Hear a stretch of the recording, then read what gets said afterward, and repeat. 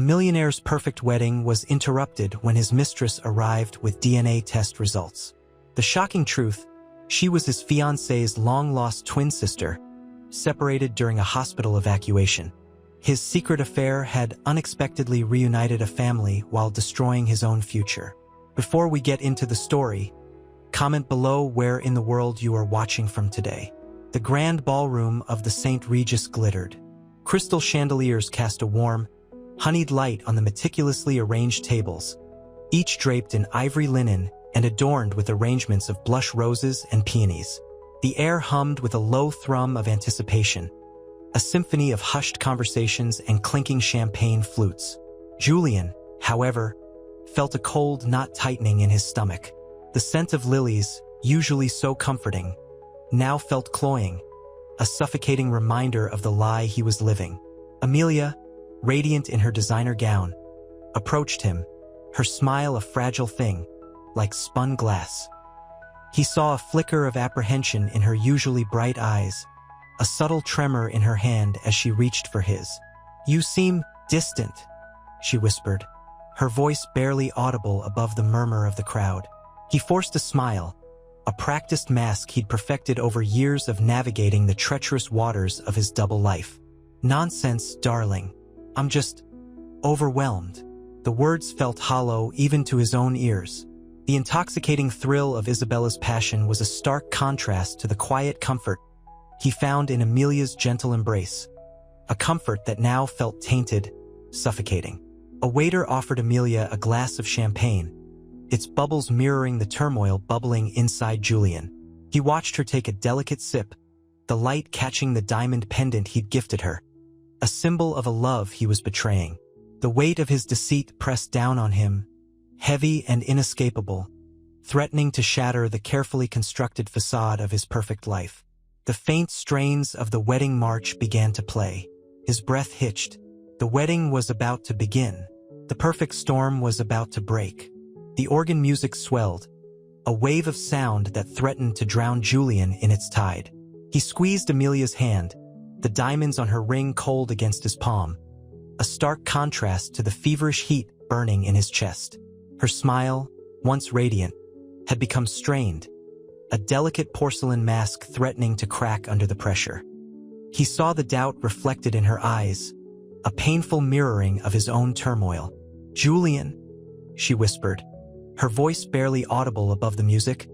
"Are you all right?" He forced a laugh, brittle and unconvincing. "Perfectly all right, my love. Just a little overwhelmed." The scent of lilies, roses, and champagne fought for dominance in the air, a heady mix that did little to soothe his anxiety. The shimmering ballroom, a spectacle of opulence, felt like a gilded cage. A sudden movement at the back of the room caught his eye. A figure emerged from the shadows, a vision of sleek black against the ivory and gold. Isabella, her face usually alight with passion, was pale and drawn, her eyes wide and filled with a desperate plea. She held a small, white envelope in her hand, the crispness of the paper a jarring counterpoint to the swirling chaos within Julian's mind. Amelia followed his gaze, her smile dissolving into a look of confusion. The music faltered, then stopped abruptly. A hush fell over the assembled guests, a tangible silence that hung heavy in the air. The sudden stillness was more deafening than the music had ever been. Isabella walked toward them, her steps measured, yet imbued with an urgent energy. The world seemed to slow, the glittering ballroom fading into a hazy blur as all eyes turned to her, their anticipation a palpable force. This wasn't the perfect wedding. This was a collision, a perfect storm about to unleash its fury.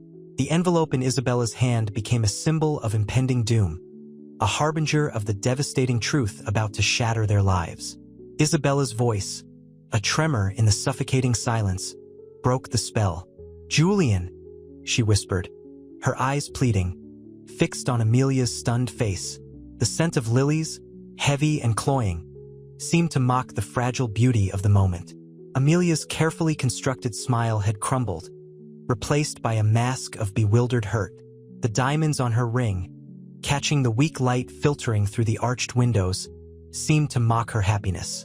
This changes everything," Amelia breathed, her voice thin and reedy. The words hung in the air, heavy with unspoken accusations. Her hand, still clasped in Julian's, went limp, her fingers withdrawing as if burned. Julian felt a cold dread seep into his bones. The opulent ballroom, moments ago a symbol of his success, now felt like a suffocating prison. He opened his mouth to speak, to deny, to explain, but no sound emerged. His throat was choked with a mixture of guilt and terror. The champagne, earlier a symbol of celebration, now tasted like ash in his mouth. Isabella stepped closer, the white envelope clutched in her trembling hand. The crisp paper, a stark contrast to the swirling silks and satins of the wedding attire, seemed to amplify the starkness of the situation. Her eyes, usually sparkling with mischief and passion, were filled with a heartbreaking vulnerability. She looked older, suddenly burdened by a weight of secrets she could no longer bear. It's about Amelia, she began, her voice catching. A tear traced a path through the carefully applied makeup, a stark mark against the flawless porcelain of her skin. The sudden, unexpected intimacy of her vulnerability was a cruel irony, playing out against the backdrop of opulent destruction. It's about a sister, she managed to gasp, the words hanging between them like a fragile, barely audible promise of upheaval. The weight of the unspoken truth pressed down on them, a suffocating blanket of impending doom. The beautiful wedding cake, once a symbol of hope and the future, now seemed a monument to a shattered dream. The crystal chandeliers, reflecting a million shimmering lights, only served to intensify the stark shadows falling across their faces. The silence was deafening, punctuated only by the erratic thumping of Julian's heart. The silence stretched, thick and suffocating as the scent of lilies. Amelia's breath hitched, a fragile sound lost in the cavernous ballroom. The diamond on her finger, a symbol of a future now dissolving, felt cold against her skin, a stark contrast to the burning humiliation rising within her. Julian, trapped in the spotlight of his own catastrophic mistake, felt the blood drain from his face. His carefully constructed facade, the mask of a successful, loving fiancé, crumbled, revealing the raw terror beneath. Isabella, her eyes brimming with unshed tears, clutched the envelope like a lifeline. The crisp white paper, a jarring symbol of stark reality against the opulent backdrop, seemed to vibrate with the weight of its secret. She shifted her weight, the silk of her dress rustling, a sound almost too delicate for the crushing weight of the moment. Her meticulously crafted composure, the practiced allure she usually projected, was shattered, replaced by a vulnerability so raw it was almost painful to witness. It's a DNA test, she whispered, her voice cracking. The words hung in the air, heavy with unspoken implications. The crystal chandeliers, glittering above, reflected the fractured pieces of their lives. Each glint of light seemed to mock their shattered happiness. The wedding cake, a magnificent confection, now seemed a grotesque parody of their ruined celebration. Its sugary sweetness felt sickening, a bitter aftertaste to the champagne that only moments before had symbolized a joyous future. Amelia finally spoke, her voice a mere tremor. A DNA test? What does it say? The question hung in the air, laced with a mixture of fear and a dawning, horrifying understanding. She looked from Julian, his face ashen and etched with guilt, to Isabella, whose vulnerability only heightened the unsettling strangeness of the situation. The ornate gold trim of the chairs seemed to mock the elegant tragedy unfolding before them. Isabella's gaze flickered to Julian, then back to Amelia. The tremor in her voice intensified.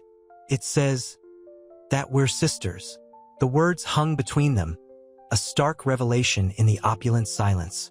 The weight of unspoken history, of shared trauma and separation, filled the room, heavier than any physical presence.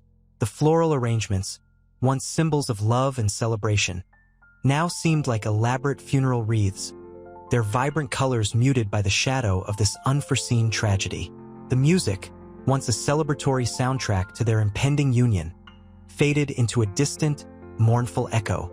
The champagne flutes, abandoned on the tables, reflected the shattered dreams of three individuals, caught in the wreckage of a life meticulously planned and spectacularly ruined.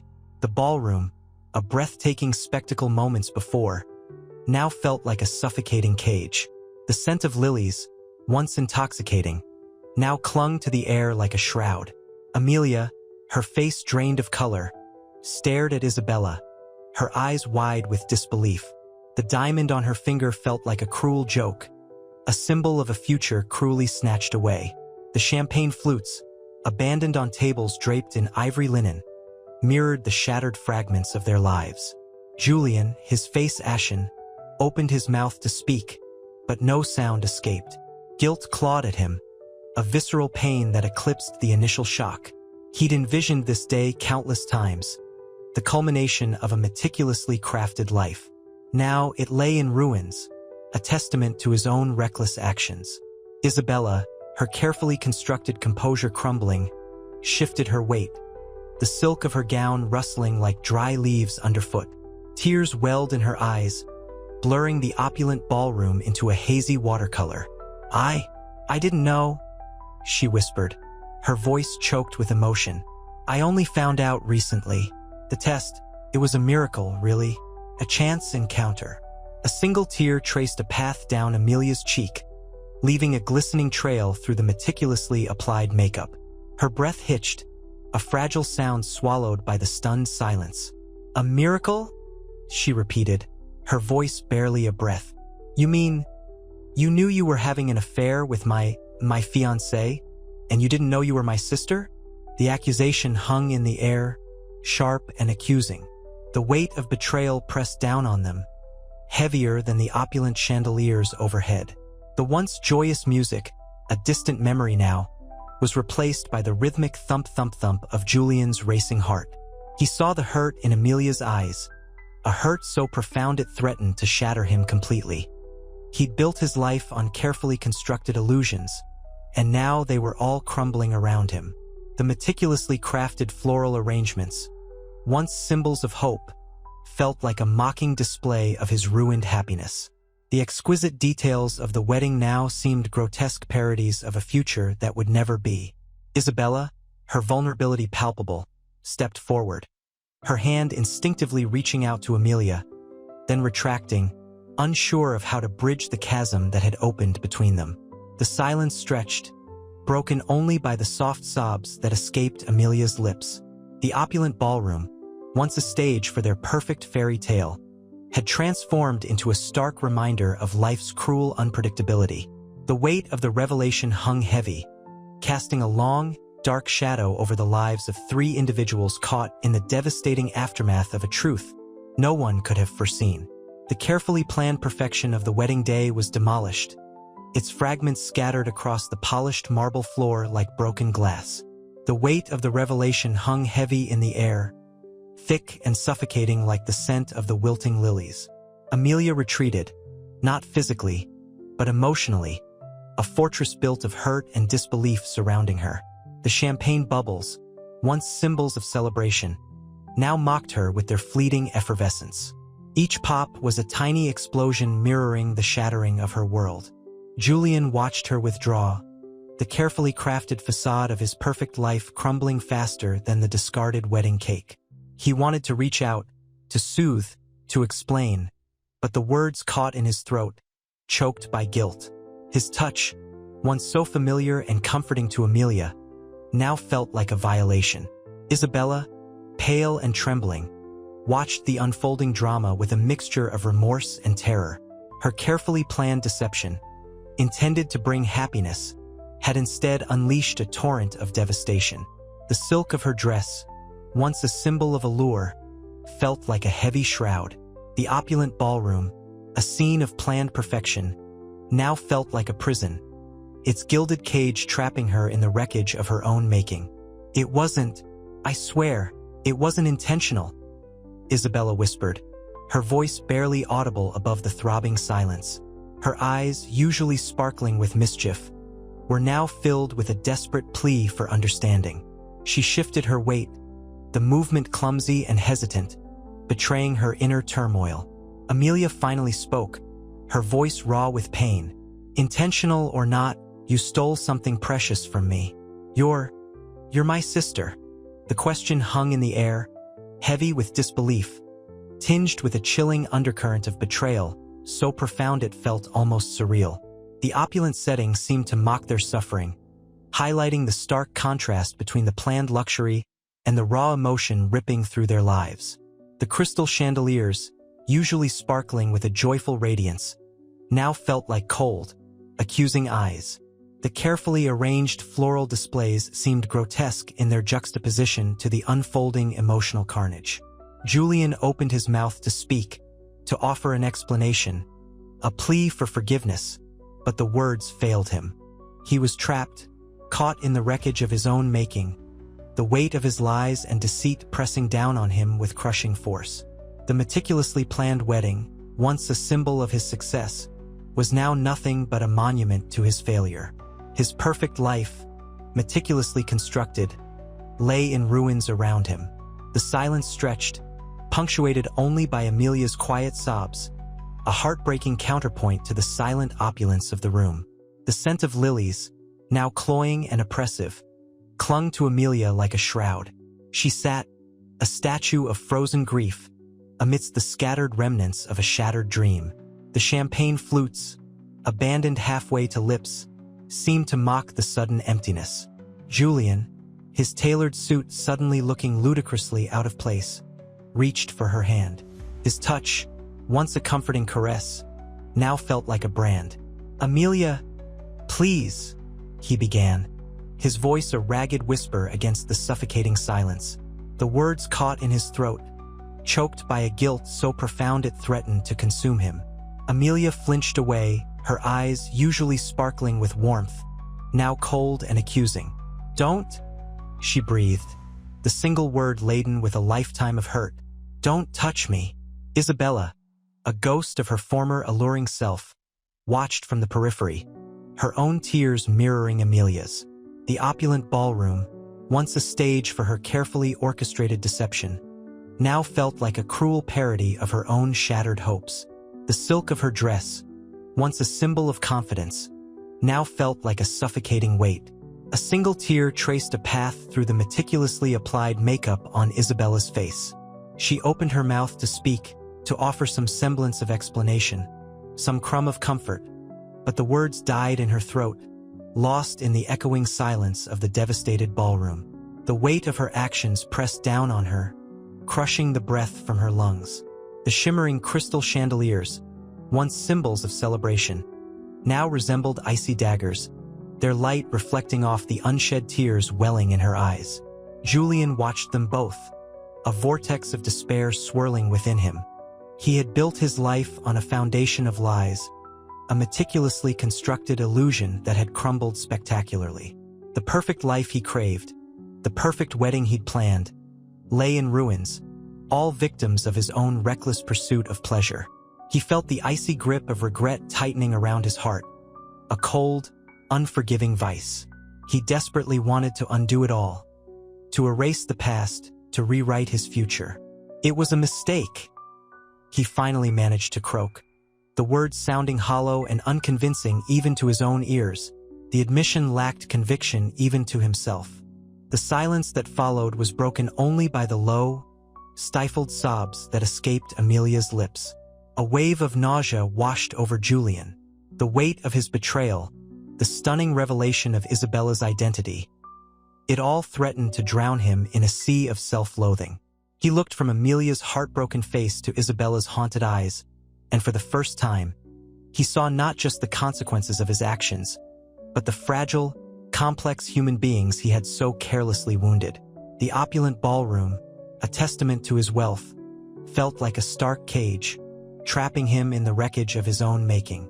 The carefully crafted illusion had shattered, leaving behind only the raw, bitter truth. The scent of lilies, still heavy in the air, fought with the metallic tang of blood. A small cut on Amelia's hand, unnoticed until now. Crimson bloomed against the pristine white of her dress, a stark symbol of the shattered perfection.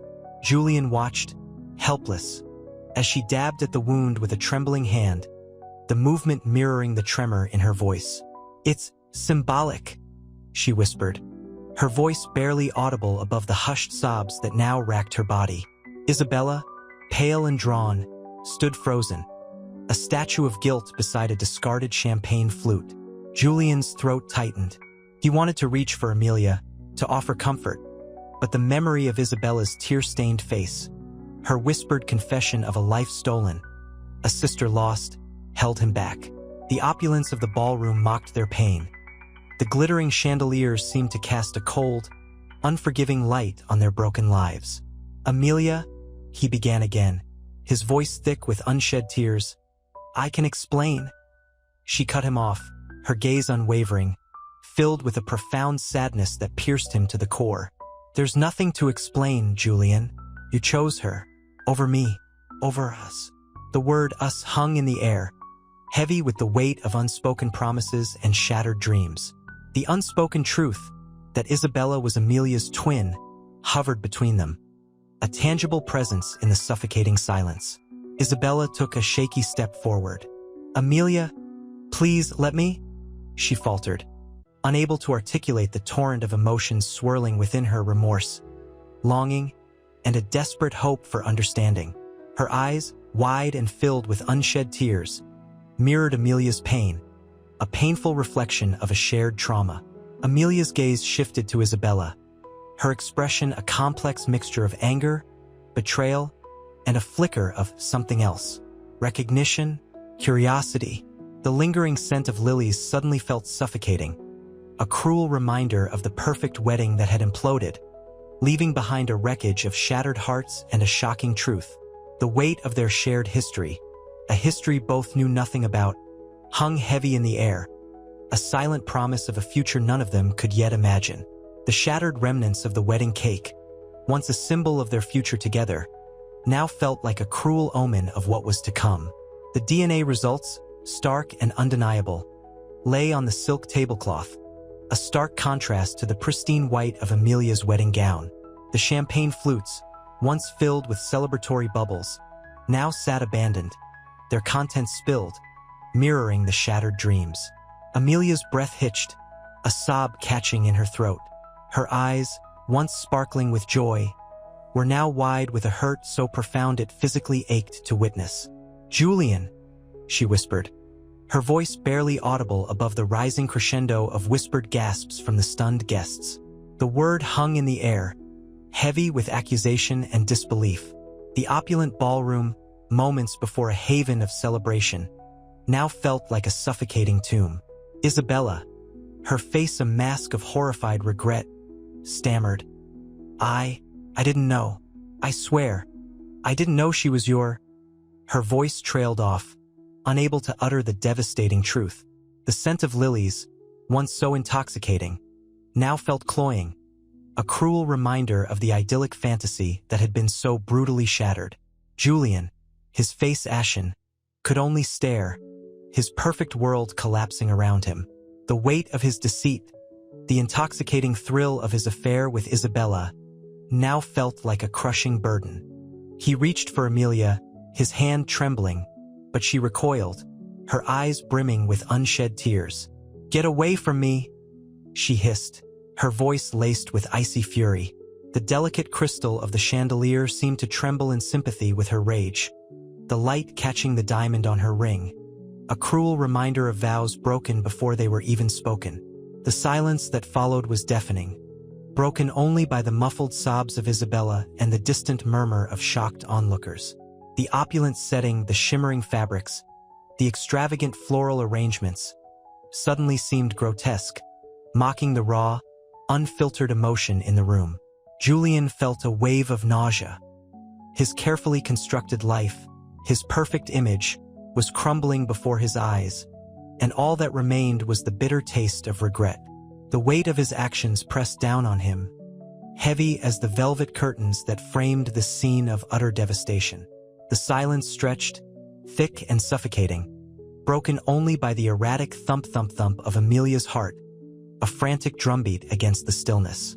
Crystal chandeliers, once sparkling symbols of joy, now seemed to weep with unshed tears, their light catching the diamond on her ring, a cruel, glittering mockery. The scent of lilies, previously heady and sweet, now felt cloying, suffocating her like a shroud. Amelia stumbled back, her wedding gown, pristine moments before, now crumpled and stained with the residue of spilled champagne, a tragic metaphor for her shattered dreams. I don't understand," she whispered, her voice a fragile thread barely audible above the murmuring whispers of the shocked guests. Her eyes, usually bright and warm, were clouded with disbelief, a storm brewing behind their glassy surface. Tears welled, then spilled over, tracing paths through the carefully applied makeup, blurring her vision. Julian, his face a mask of horror, tried to reach for her, but she flinched away as if he were a viper. The touch, intended as comfort, felt like a brand. He opened his mouth to speak, to explain, to somehow mend the gaping chasm that had opened between them, but no words came. His meticulously crafted world, built on lies and carefully cultivated illusions, was crumbling around him, leaving him paralyzed by a profound and agonizing sense of loss. Isabella, her own face pale and drawn, offered a shaky, pathetic attempt at an explanation. I didn't know," she stammered, her voice trembling. The weight of her revelation pressed down on her, heavier than the exquisite silk of her own dress. The opulent ballroom, a testament to Julian's wealth, felt like a gilded cage, trapping her in a web of guilt and regret. The champagne, once a symbol of celebration, now tasted like ash in her mouth. A strangled sob escaped Amelia's lips. She looked from Julian, his face etched with a grief that mirrored her own, to Isabella, her long-lost twin, a mirror image of herself yet a stranger in every crucial way. The shock was slowly giving way to a tidal wave of betrayal, a raw, visceral pain that threatened to consume her. The opulent setting, once a dream, now felt like an insult, a cruel reminder of the perfect life that had been stolen from her. The delicate music, previously a romantic soundtrack to her perfect day, now felt like a mocking soundtrack to her devastation. This wasn't a wedding anymore. It was a funeral for her future. The accusations hung in the air, sharp and jagged, like shards of broken glass. Amelia stared at Isabella, her twin, a stranger in a familiar face. The scent of lilies, once celebratory, now felt suffocating, a cruel reminder of the perfect illusion shattered. Tears streamed down Amelia's cheeks, hot and stinging, blurring the opulent ballroom into a hazy, distorted image. "How could you?" she whispered, the words laced with disbelief and a burgeoning rage that threatened to consume her. Isabella flinched, her own eyes brimming with unshed tears. The weight of her secret, the years of longing and misguided choices, pressed down on her, heavy as a leaden cloak. I didn't know," she repeated, her voice a fragile tremor. "I didn't know you were alive. I needed a family." Julian, his face etched with a mixture of horror and despair, tried to intervene. "Amelia, please," he began, but his voice was lost in the storm of Amelia's grief. He reached out, but she recoiled, the touch a betrayal of trust, a brand that burned. The champagne flutes, abandoned on the tables, seemed to mock the festive occasion that had devolved into chaos. The opulent ballroom, once a symbol of Julian's carefully constructed world, now felt like a prison, its gilded cages trapping them in a suffocating web of lies and broken promises.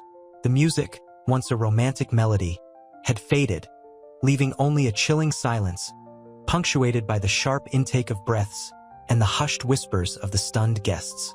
The diamond on Amelia's ring, a symbol of their impending future, felt heavy and cold against her skin, a cruel mockery of her shattered dreams. Each crystal chandelier seemed to weep with unshed tears, casting long, distorted shadows that mimicked the fractured pieces of their lives. The air, thick with unspoken emotions, crackled with tension, a silent scream trapped in the heart of the extravagant celebration. The festive scent of lilies transformed into a suffocating fragrance of betrayal and lost innocence. The silence stretched, thick and suffocating, broken only by the erratic thump of Julian's heart against his ribs.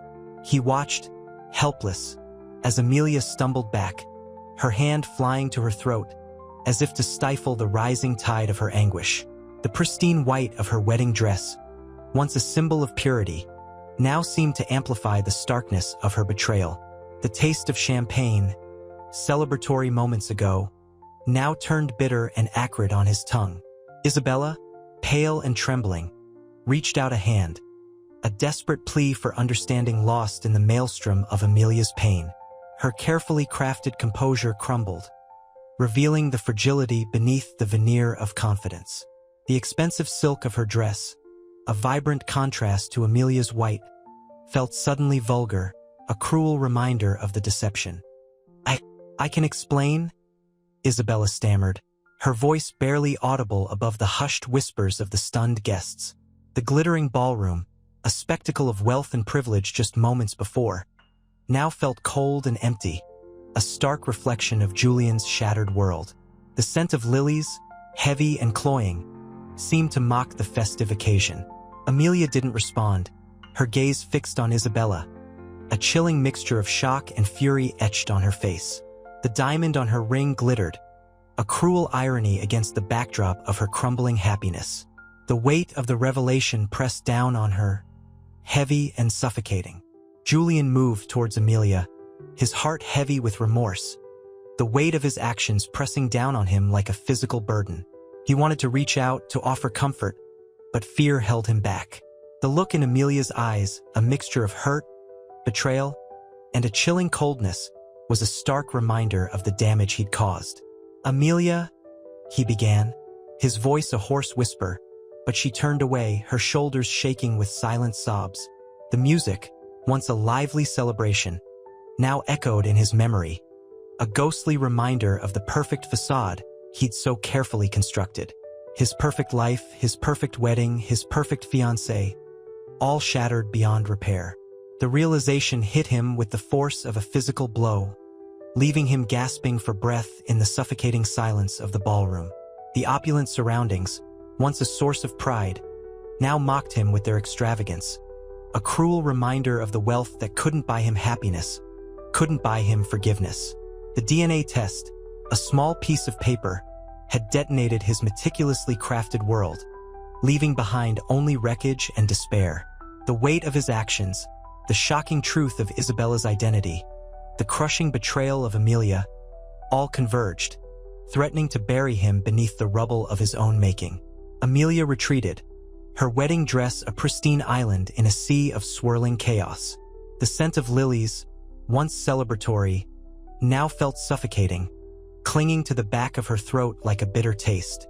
Tears streamed down her face, blurring the opulent ballroom into a hazy watercolor. The champagne flutes, abandoned on nearby tables, seemed to mock her shattered joy. Julian reached out, his hand trembling, but she flinched away, the movement sharp and decisive. "Amelia, please," he pleaded, his voice raw with desperation. The weight of his deception pressed down on him, a physical burden he couldn't shake. She didn't answer, her silence a deafening condemnation. The diamond on her finger, once a symbol of her happiness, now felt like a cold, heavy weight, a stark reminder of his betrayal. The whispered conversations of the guests, a murmur of shocked disbelief, only amplified her isolation.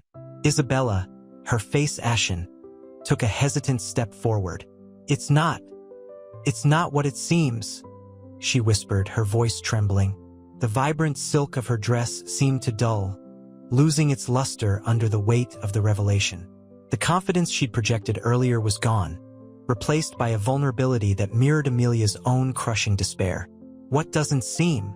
Amelia's voice, when she finally spoke, was brittle, laced with icy fury. Her gaze, fixed on Isabella, was unwavering, a silent challenge that hung heavy in the air.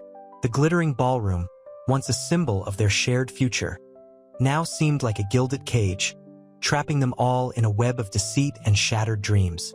The heavy silence pressed down on them, broken only by the sporadic sniffles of Amelia and the frantic thump of Julian's heart.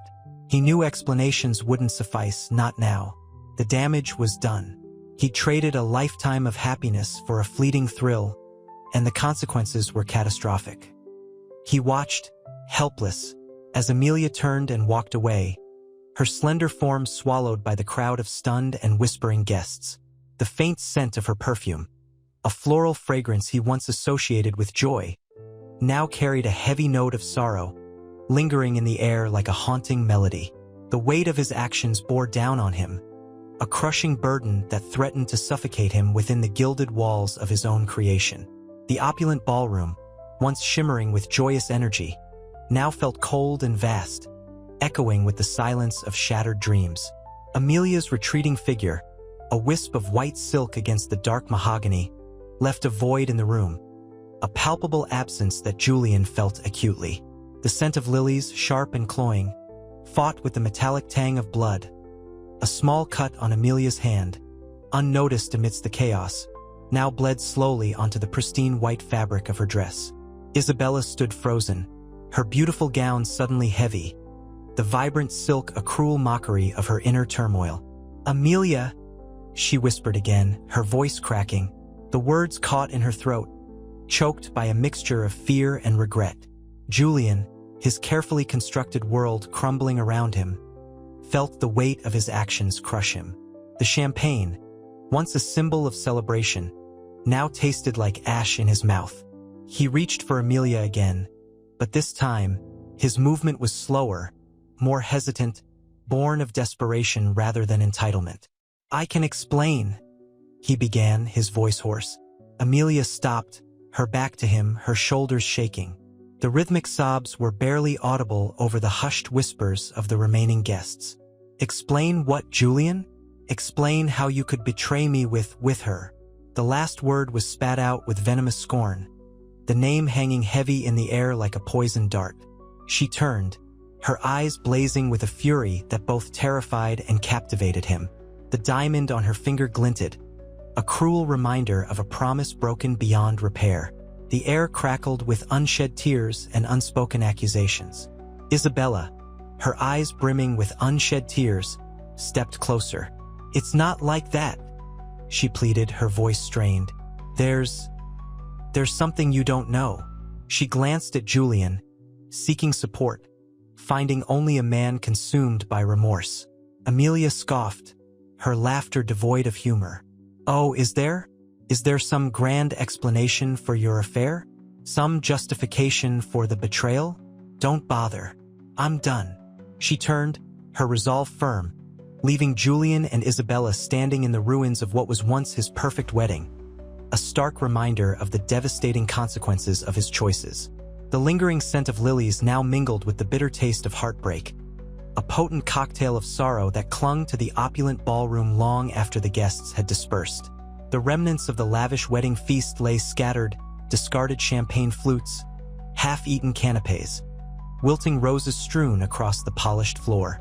A single, shattered wine glass mirrored the fragments of Julian's life. Amelia, her face pale and drawn, sat alone in a secluded alcove, the white of her dress stark against the dark tapestry. The diamond on her finger, once a symbol of hope, now felt like a cruel weight. Tears streamed silently down her cheeks, leaving tracks through the carefully applied makeup. The scent of lilies, once so intoxicating, now felt suffocating, a constant reminder of the shattered promise. Isabella, her own beauty dimmed by fear and regret, approached cautiously. "Amelia," she began, her voice barely a whisper. "Please, let me explain." Amelia didn't look up. "Explain what? Explain how you stole him from me? How you could be so cruel?" Her voice, though choked with sobs, carried a steely edge, a fierce resentment that cut through the stunned silence of the room. The silence hung heavy, thick with unshed tears and unspoken accusations. The opulent ballroom, usually alive with laughter and music, felt claustrophobic, its gilded grandeur mocking their broken hearts. Julian watched, paralyzed, the weight of his deception pressing down on him. He longed to reach out to Amelia, to soothe her pain, but the words caught in his throat. His carefully constructed world had crumbled, revealing the shallow foundations upon which it was built. The intoxicating thrill of his affair with Isabella now felt like bitter ash in his mouth.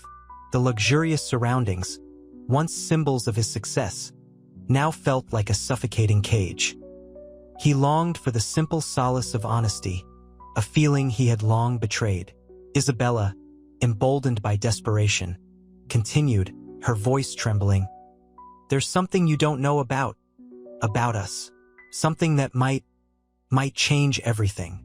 She fumbled in her bag, pulling out a worn photograph, a faded image of two little girls, identical smiles illuminating their faces. This is from before." Her voice trailed off, tears blurring her vision. The photograph, a fragile link to a lost past, landed on the marble table, a silent plea for understanding.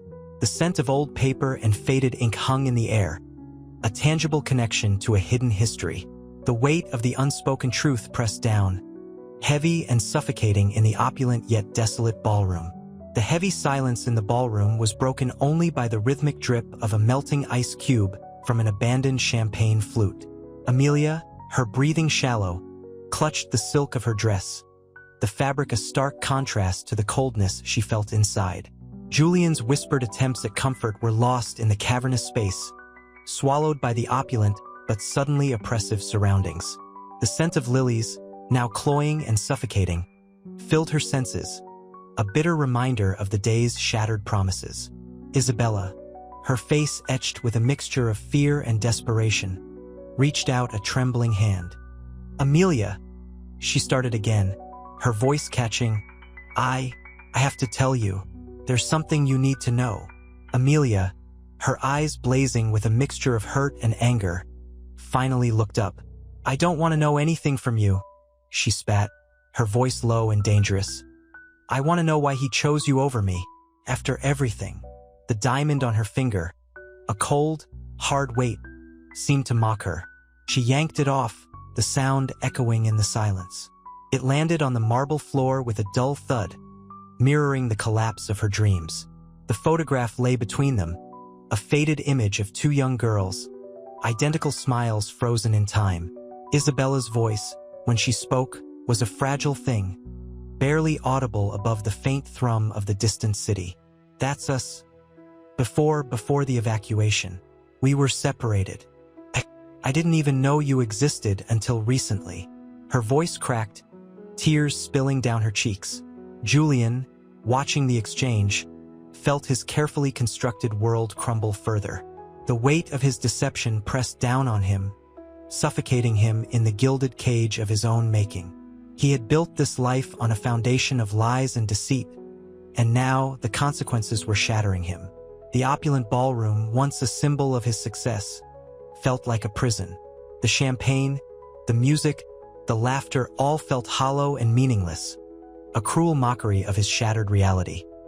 He opened his mouth to speak, to try to explain, to somehow alleviate the pain, but no words came. He was left speechless, paralyzed by the weight of his actions and the unexpected truth that had shattered his perfect life. The luxurious setting mocked the devastation within his soul. The faded photograph, a relic from a forgotten past, lay between them, two identical little girls, beaming in matching sundresses. The city lights, blurred through the ballroom's tall windows, cast long shadows, highlighting the dust motes dancing in the oppressive silence. The scent of lilies, once a symbol of joyous celebration, now hung heavy and cloying, a suffocating reminder of shattered dreams. Isabella, her face streaked with tears, traced the outline of one of the girls with a trembling finger. "This was taken just before the fire," she whispered, her voice catching. "The hospital, they evacuated us. I was separated from my mother in the chaos. I remember bits and pieces. A bright red truck, a woman with kind eyes." Her voice trailed off, lost in the fragmented memories of a traumatic past. A sob escaped Amelia's lips, a raw, ragged sound that ripped through the stillness. The anger, so fierce moments before, seemed to ebb, replaced by a dawning comprehension, a slow, agonizing recognition. The similarities weren't just superficial. They ran deeper, resonating in the shared fragility of their gaze, the subtle curve of their identical smiles. Julian watched, his heart a lead weight in his chest. The opulent ballroom, once a symbol of his carefully constructed success, now felt like a suffocating tomb. The champagne flutes, still half-filled, mocked the emptiness that gnawed at his soul. He had built a life on a foundation of lies, and the tremors from its collapse were devastating.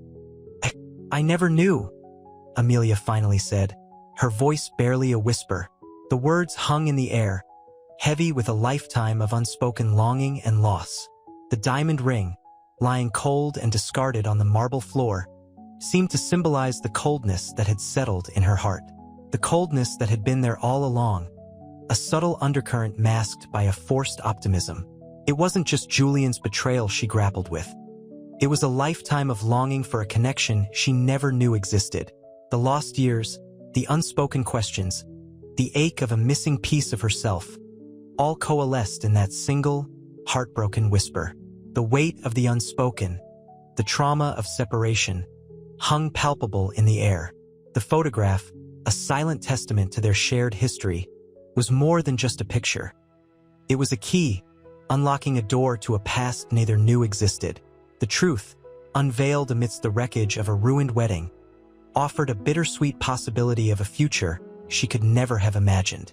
The opulent ballroom, now eerily silent save for the faint ticking of a grandfather clock, felt colder than the discarded champagne flutes. Amelia, her face pale and drawn, stared at the photograph, the twin girls' smiles a cruel mockery of her current despair. The lilies, their scent now cloying and suffocating, seemed to mirror the suffocating weight of her betrayal. She traced the outline of one of the girls, a mirror image of herself, a chilling echo of a life she never knew. "It explains so much," she whispered, her voice barely audible above the silence. The anger, the raw, burning rage, had begun to recede, replaced by a tidal wave of confusion and a nascent curiosity. Isabella, her own eyes red-rimmed, reached out a hesitant hand. I'm so sorry, Amelia," she choked out, her voice thick with unshed tears. The guilt was etched onto her face, a stark contrast to the alluring confidence she had displayed just hours before. Julian, watching the exchange with a heart heavy with regret, felt the weight of his actions crushing him. He had built his life on lies, a meticulously crafted facade that had crumbled under the weight of the truth. He wanted to speak, to offer some solace, some explanation, but the words caught in his throat. His carefully constructed world had imploded, leaving him adrift in a sea of his own making. The faint scent of Amelia's perfume, a delicate floral blend, mingled with the heavy scent of lilies, creating a strange, unsettling olfactory dissonance. The opulent chandeliers seemed to mock the shattered fragments of their lives, their glittering light casting stark shadows that underscored the depth of their despair. The marble floor, cold beneath Amelia's bare feet, reflected the icy chill settling in her heart. Amelia finally looked up, her gaze locking with Isabella's. The anger was gone, replaced by something akin to understanding. A shared vulnerability resonated between them, a silent acknowledgement of a past that had been cruelly severed, a bond forged in a crucible of trauma and loss. "The red truck," Amelia whispered, a flicker of memory igniting in her eyes. I think I remember it too. A flash of red, a blur of faces." Isabella nodded, tears streaming down her cheeks. "Me too. And a woman, singing a lullaby. It's all so fragmented, so..." She trailed off, overwhelmed by the torrent of emotions threatening to consume her. The shared memories, however fractured, created a bridge between them, a fragile connection spanning the chasm of years and heartbreak. The weight of the past hung heavy in the air, but amidst the wreckage, a glimmer of hope, a possibility of healing, began to emerge. The shattered pieces of their lives, scattered across the marble floor of the opulent ballroom, held the potential to be pieced back together, forming a new, unexpected, and undeniably complex family. The old hospital records, brittle with age, detailed the chaotic evacuation.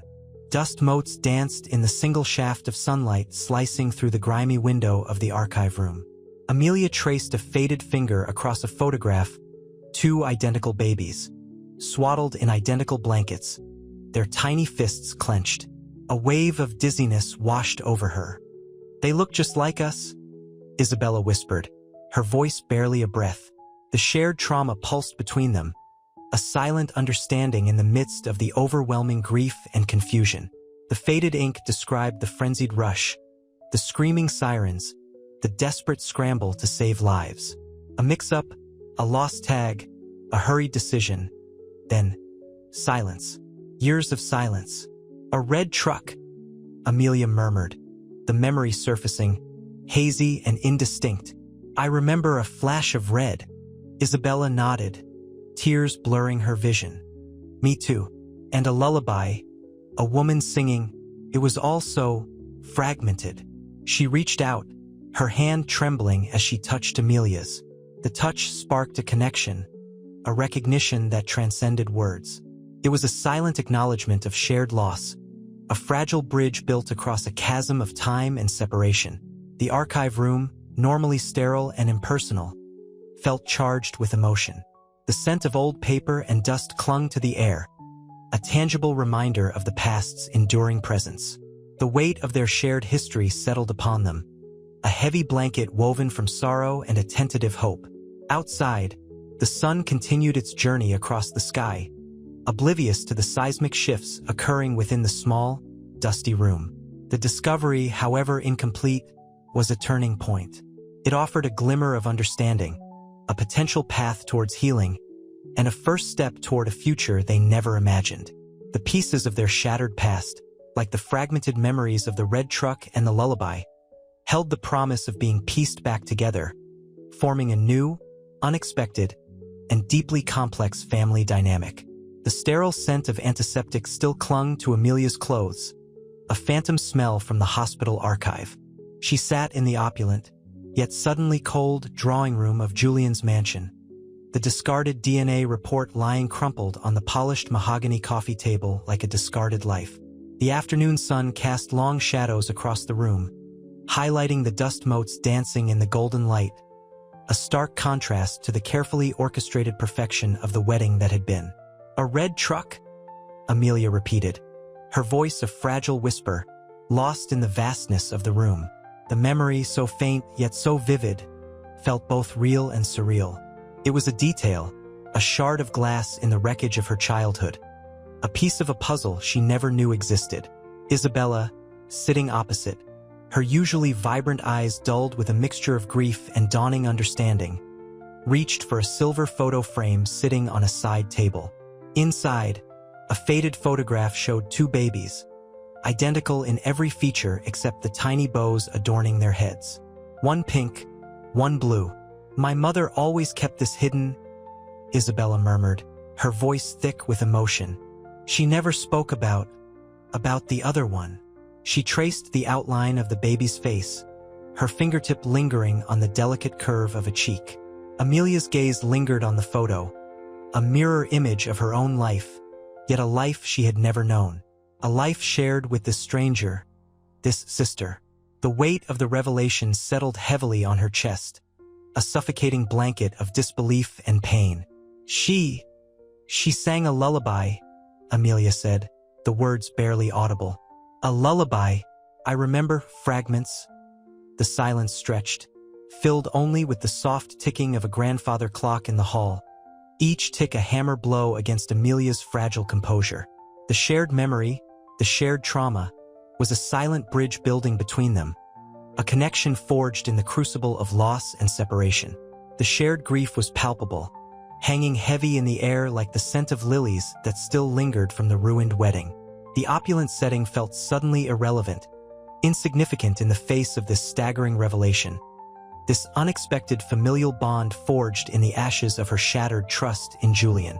The next steps, the reconciliation, the forgiveness, all felt impossibly far away, lost somewhere in the echoing silence of the grand room. Yet, in the shared look of recognition, a glimmer of something new and hopeful flickered. The The heavy oak door creaked shut behind Amelia, leaving her alone with Isabella in the cool, dimly lit library. Sunlight, fractured by stained glass windows, painted the room in shifting hues of ruby and emerald.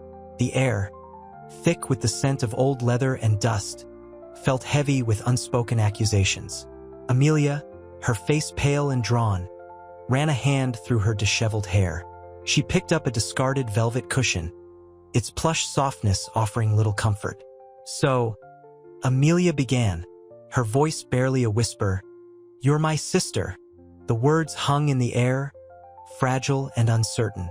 She didn't shout, didn't rage. The shock had left her drained, replaced by a chilling emptiness. Isabella nodded, her gaze fixed on the intricately carved wooden bookshelf. I didn't know," she whispered, her voice choked with emotion. "I didn't know you existed, until now." A single tear traced a path down her cheek, leaving a glistening trail through her carefully applied makeup. Amelia studied her, searching for a trace of the alluring woman who had stolen her fiancé. But all she saw was vulnerability, a mirror image of the insecurity that had always lurked beneath her own confident exterior. The shared trauma, the long separation, forged a strange, unexpected kinship. He knew," Amelia finally managed, the words a low growl in her throat. The hurt, sharp and searing, was a constant ache. "He knew all along." Isabella flinched. I didn't mean to hurt you," she said, her voice trembling. I wanted a family, a life." Her eyes, usually sparkling with mischief, were clouded with regret. Amelia looked away, unable to meet Isabella's gaze. The weight of betrayal, the shattering of her perfect life, threatened to crush her. Yet, in the silence that followed, something shifted. A flicker of recognition, a shared understanding of loss and abandonment, bridged the chasm between them. The opulent library, with its symbols of Julian's wealth, faded into the background as the two women, connected by fate and a shared past, found themselves facing the wreckage of their lives together. The anger remained, but now it shared space with a dawning sense of shared grief, a shared understanding of a life lived in the shadow of a missing twin. The library's heavy silence pressed in on them, punctuated only by the rhythmic ticking of a grandfather clock in the hall. Amelia, still reeling from the revelation, felt a tremor run through her, a physical manifestation of the emotional earthquake that had shattered her world. The scent of old paper and polished wood did little to soothe her raw nerves. She picked up a framed photograph, a faded image of two young girls, identical smiles frozen in time. One was undeniably her, the other Isabella. The shared likeness was uncanny, yet the subtle differences in their expressions hinted at divergent paths. "He said he loved me," Amelia whispered, the words catching in her throat. The accusation wasn't directed at Isabella, but at the ghost of Julian's betrayal. Isabella's shoulders slumped. "I know," she breathed, her voice thick with remorse. The carefully constructed facade of self-assurance had crumbled, revealing a vulnerable core. I never intended to hurt you. I was so lost, so alone." She traced the outline of a chipped teacup on the nearby table, her fingers trembling slightly. The afternoon sun cast long shadows across the room, illuminating dust motes dancing in the golden light. Amelia stared at the photograph, the two girls' smiling faces a stark contrast to the turmoil in her own heart. The anger, initially a consuming fire, was slowly being replaced by a cold, numb ache. A shared sense of loss, a recognition of a past stolen from them both, began to bloom between them. "Alone," Amelia repeated, her gaze shifting to Isabella. "We were both alone, but we were alone together, weren't we? For all those years, we were missing a piece of ourselves." The realization struck her with a force that momentarily eclipsed the pain. The shared history, the unspoken connection, began to emerge from the shadows of their separate lives, a fragile thread of kinship weaving its way through the wreckage of betrayal. Isabella looked up, her eyes glistening with unshed tears. A faint smile touched her lips. "Yes," she agreed softly. I think we were." The unspoken words hung heavy in the air, a shared acknowledgement of a sisterhood born of loss and unexpected reunion. The air, once thick with accusations, now held the faintest glimmer of understanding, a shared sorrow forging a bond stronger than the pain. The path ahead remained uncertain, shrouded in uncertainty and the lingering wounds of betrayal. Yet, in this moment of shared vulnerability, a fragile hope began to take root, a possibility of healing and perhaps even forgiveness. The opulent suite felt suffocating, the gilded cage of Julian's wealth mocking Amelia's shattered spirit. Sunlight, usually a source of comfort, now felt harsh, highlighting the dust motes dancing in the suffocating stillness. The scent of lilies, once associated with wedding bliss, now clung to the air like a cloying reminder of her betrayal. Amelia sat rigid on the plush chaise lounge, the silk sinking beneath her weight, offering no solace. Isabella, perched on the edge of a velvet armchair, nervously twisted a silver napkin. The vibrant gown she'd worn to the wedding now seemed a grotesque costume, its shimmering fabric a painful counterpoint to her own inner turmoil. I didn't know," Isabella whispered, her voice barely audible above the faint hum of the air conditioning. Her eyes, the same startling blue as Amelia's, were filled with a mixture of fear and regret. "About Julian, about you. I only learned about Amelia, about us, just days before the wedding." Amelia's gaze remained fixed on the untouched champagne flute on the table before her. The bubbles, once a symbol of celebration, now felt like a bitter mockery. "Days?" she repeated, her voice flat, devoid of emotion. The anger, initially a raging inferno, had been replaced by a chilling emptiness. "The DNA test. It was a desperate attempt to find my family," Isabella explained, her voice cracking. "After years of searching, of feeling lost." She paused, her breath hitching. Finding you was like a miracle." And then, her voice trailed off, the unspoken words hanging heavy in the air. A bitter laugh escaped Amelia's lips. "A miracle? You arrived, a whirlwind of passion and deceit, and stole my fiancé, my future. And now you're telling me it was a miracle?" Isabella flinched, her shoulders slumping. "No, I never meant to." She looked around the luxurious suite, her eyes suddenly registering the extravagance, the stark contrast to her own modest past. "I was so blinded by the opportunity, by the glamour, I didn't think." Silence descended again, thick and heavy, punctuated only by the distant murmur of city life filtering through the soundproof windows. The weight of the shared past, a past neither fully remembered, but acutely felt, settled between them like a suffocating blanket. The room, despite its opulence, felt stark and bare, mirroring the emotional landscape Amelia navigated. The path to understanding, to forgiveness, remained long and arduous, fraught with the echoes of betrayal and the weight of a life-altering secret. The silence stretched, thick and suffocating, broken only by the rhythmic tick-tock of a grandfather clock in the hall. Amelia finally spoke, her voice a low tremor. "So you knew all along about me." The accusation hung heavy in the air, tinged with the bitter taste of betrayal. Isabella flinched, her gaze dropping to her hands, now clasped tightly together. The opulent suite, with its shimmering silks and crystal chandeliers, felt like a cruel mockery of her present turmoil. I didn't know," Isabella whispered, her voice catching in her throat. "Not until the test results. I saw a photograph, a faded picture of a baby girl, identical to me, a name scrawled on the back. Amelia." Tears welled in her eyes, mirroring the storm raging inside Amelia. The shared blue of their eyes, now brimming with unshed tears, seemed to highlight the cruel irony of their situation. Amelia stood, her movements stiff and deliberate. She walked to the vast window overlooking the city, the glittering expanse offering no solace. The city lights blurred through her tears. The cold glass felt strangely comforting against her cheek. "And what did you do?" she asked, her voice barely above a whisper, each word sharp with pain. "You pursued Julian knowing She didn't need to finish the sentence. The unspoken words hung heavy between them. Isabella stood as well, her own movements hesitant, as if afraid to disturb the delicate balance of their shared grief. "I was desperate," she said, her voice trembling. "Lonely. I had spent my whole life searching for my family. A family I didn't even know existed. When I found Julian, it was like a life raft in a storm." She paused, her voice cracking. The scent of lilies from the wedding, still lingering in the air, felt like a suffocating perfume.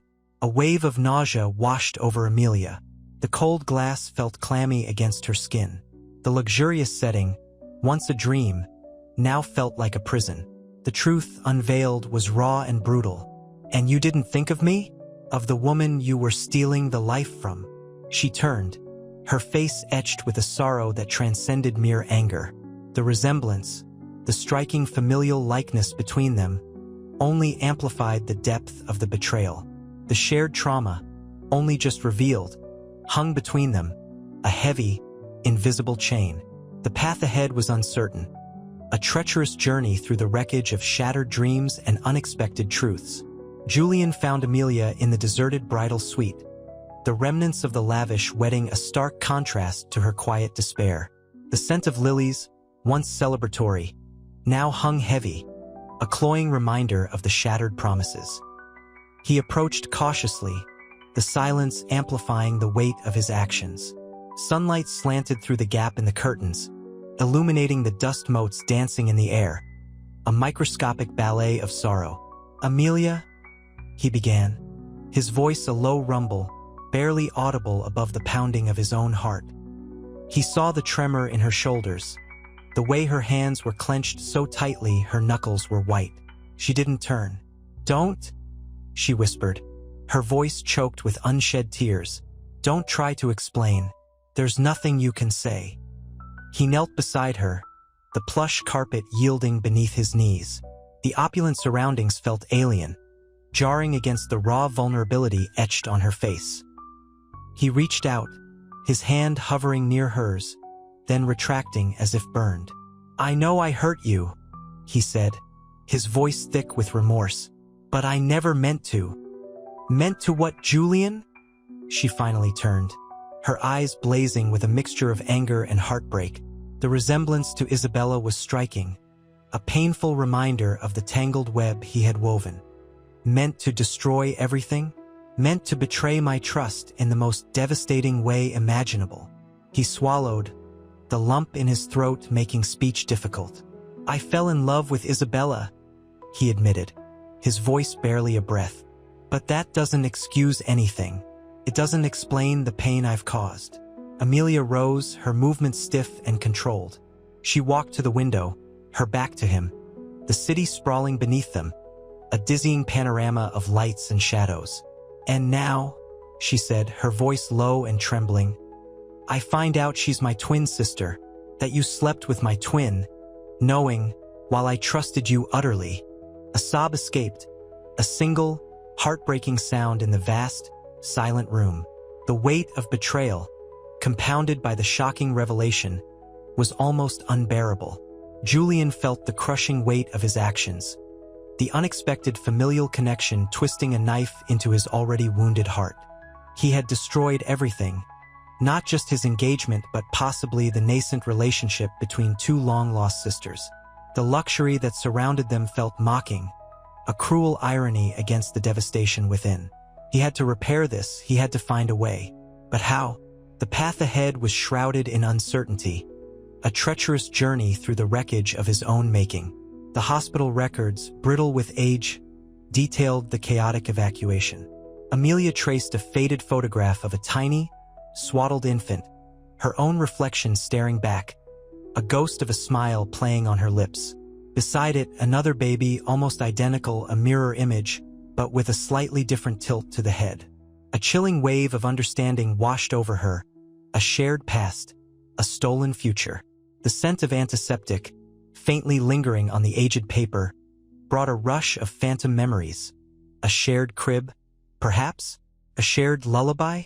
Isabella sat opposite, her hands clasped tightly in her lap, her eyes mirroring Amelia's own shock and disbelief. I never knew," she whispered, her voice trembling.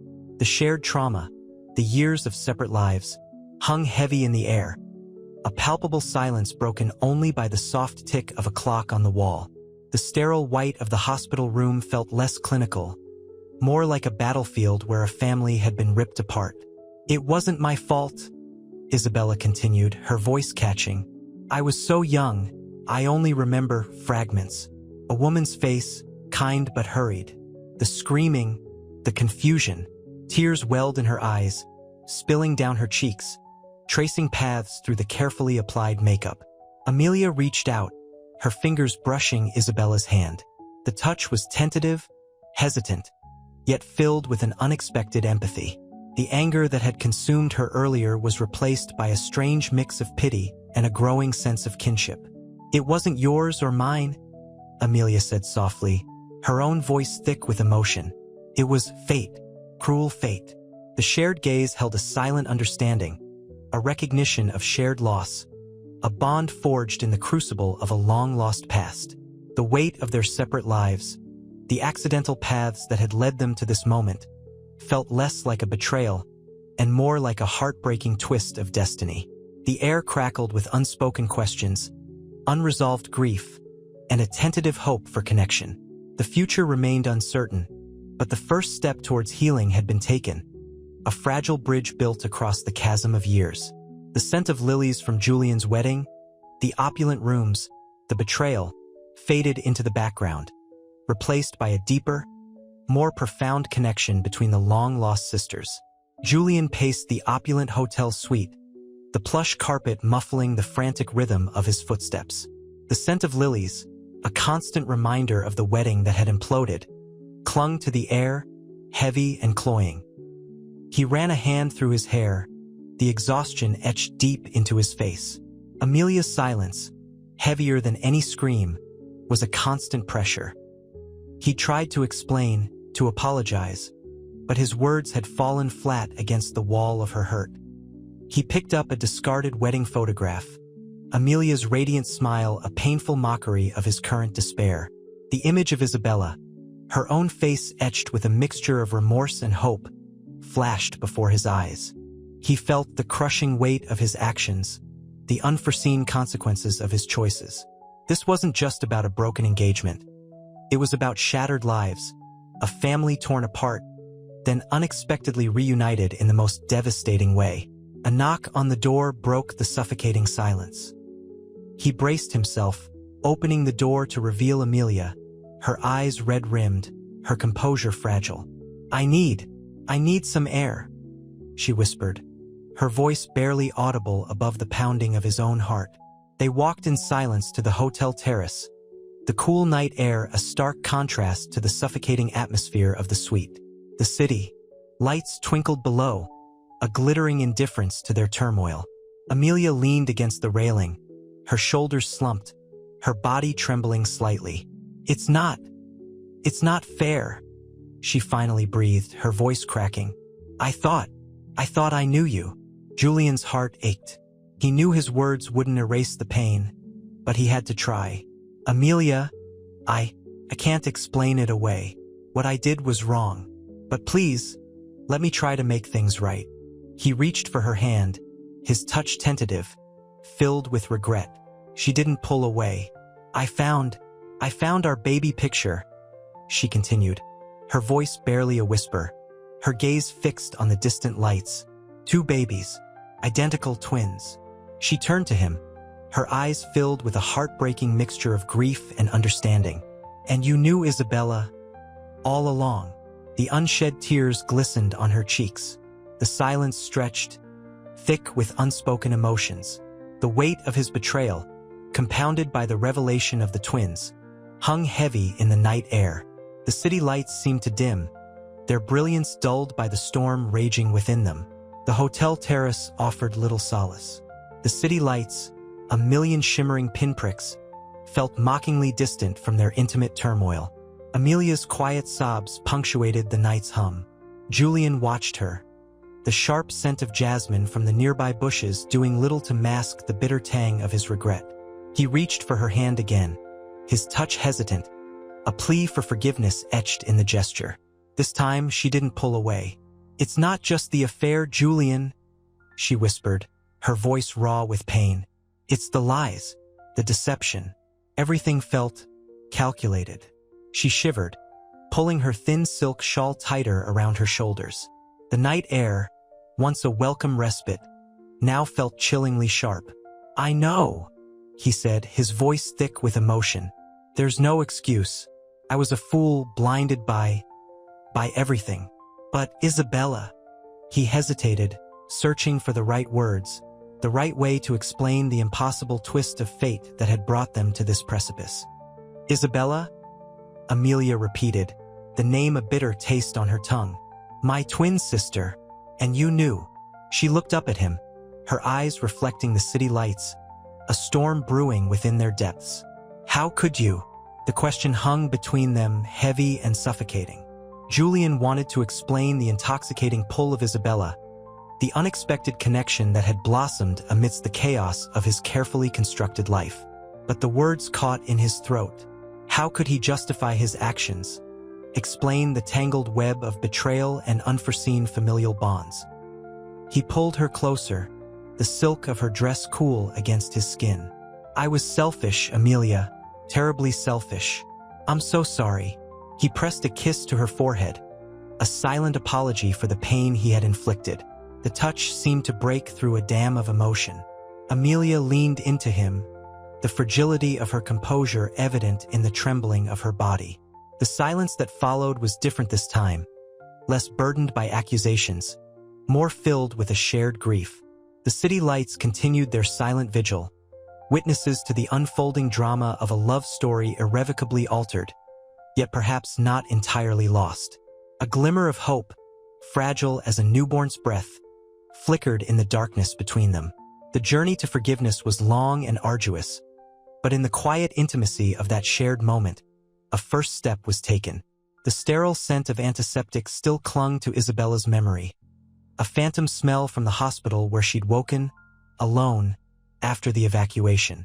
She stared out the window of her expensive hotel suite, the city sprawling beneath her like a glittering, indifferent beast. Guilt gnawed at her, a relentless ache mirroring the phantom pain in her abandoned childhood. Amelia's face, a mirror image overlaid with a lifetime of different experiences, haunted her. The shared memories, unearthed by the DNA test, the identical birthmarks, the faint scar on their left wrists, were a constant reminder of what she'd lost, and what she'd gained in the most terrible way. She picked up a framed photograph, a faded image of two little girls, identical smiles playing on their lips. The resemblance was uncanny. It was her and Amelia, younger versions of themselves, oblivious to the cruel twist of fate that would separate them. The image brought tears, hot and stinging. They could have been inseparable, growing up together, sharing secrets whispered in darkened bedrooms. And now, this bitter, twisted reunion. A wave of self-loathing washed over her. She'd sought Julian, a way to fill the gaping hole in her life, the desperate need for belonging that had been her constant companion. She hadn't intended to hurt Amelia, but her actions had done just that, and the realization was a crushing weight on her chest. The luxury surrounding her felt suffocating, a cruel irony given the emptiness inside. She was a millionaire's mistress, a role that offered nothing but fleeting pleasure, a hollow substitute for the genuine connection she craved. The phone rang, shrill and jarring. She flinched, then answered. It was Julian. His voice, usually smooth and confident, was strained, fragile. "Isabella," he said, the single word heavy with unshed tears. "I need to see you. Amelia, she's hurting so much. I don't know what to do." The phone line crackled with static, a symbolic representation of the fractured pieces of their lives. Isabella's own pain mingled with the sharp edge of sympathy. She saw in Julian's desperation a reflection of her own loneliness, a shared wound opened up by the brutal revelations of the last 24 hours. "I'll come," she whispered, the words catching in her throat. The city lights flickered, mirroring the uncertain hope that flickered in her heart. The path to redemption was unclear, fraught with obstacles and unforgivable mistakes. But perhaps, just perhaps, she could help mend the shattered pieces of this unexpected family. The mahogany table in Amelia's secluded study felt cold beneath her fingertips. Sunlight, filtered through dusty rose curtains, cast long shadows across the room, highlighting the swirling dust motes dancing in the silence. The scent of lilies, her favorite, now felt cloying, a bitter reminder of the opulent wedding that had imploded. Julian's attempts at contact, frantic texts, desperate phone calls lay unanswered. Her phone, face down, vibrated with another silent message. She didn't need to see it. She knew the tone, pleading, apologetic. It did nothing to quell the icy rage that still burned in her veins. A soft knock echoed through the quiet room. Hesitantly, she called, "Come in." Isabella entered, her usually vibrant clothes muted in shades of gray. Her eyes, usually sparkling with mischief, were shadowed with a weariness that mirrored Amelia's own. The shared DNA, the shared trauma, had forged an unexpected kinship, but it was overshadowed by the monumental betrayal. "Amelia," Isabella began, her voice barely a whisper. I need to talk to you." Amelia didn't respond, her gaze fixed on the intricate Persian rug beneath her feet. The rich textures felt insignificant compared to the frayed edges of her own shattered life. Isabella continued, her voice trembling slightly. "I know saying sorry isn't enough. It never will be. But I want you to understand. The evacuation, losing you, it scarred me. I spent my whole life searching for a connection, something real. I never meant to hurt you." A long silence stretched between them, punctuated only by the ticking of an antique grandfather clock in the hallway. The silence held the weight of years of unspoken pain, shared history, and irreparable damage. Finally, Amelia spoke, her voice low and even chillingly calm. "You took something precious from me, Isabella. You stole my future, my happiness, my trust." Isabella flinched, the carefully constructed composure cracking. Tears welled up in her eyes, reflecting the same pain and regret that mirrored Amelia's own agony. The shared past, now laid bare, was a double-edged sword, causing both pain and a tentative understanding. The weight of their shared history hung heavily in the air, a tangible presence that even the sunlight couldn't dispel. The path to forgiveness, if there was one, remained shrouded in a dense fog of betrayal and heartache.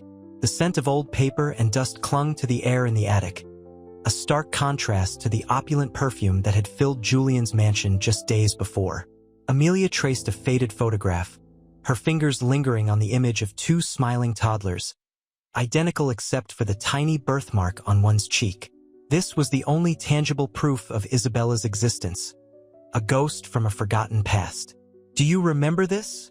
she whispered, the question hanging in the air between them. Isabella, perched on a dusty trunk, nodded slowly, her eyes welling. The shared memory, a fleeting glimpse of a childhood stolen by fate, sparked a fragile connection between them. The weight of their shared history, once a source of anger, began to transform, revealing a kinship as potent as their betrayal. The hospital, the chaos. Isabella's voice cracked, her words catching in her throat. The attic's hushed stillness amplified the emotional tremor in her voice.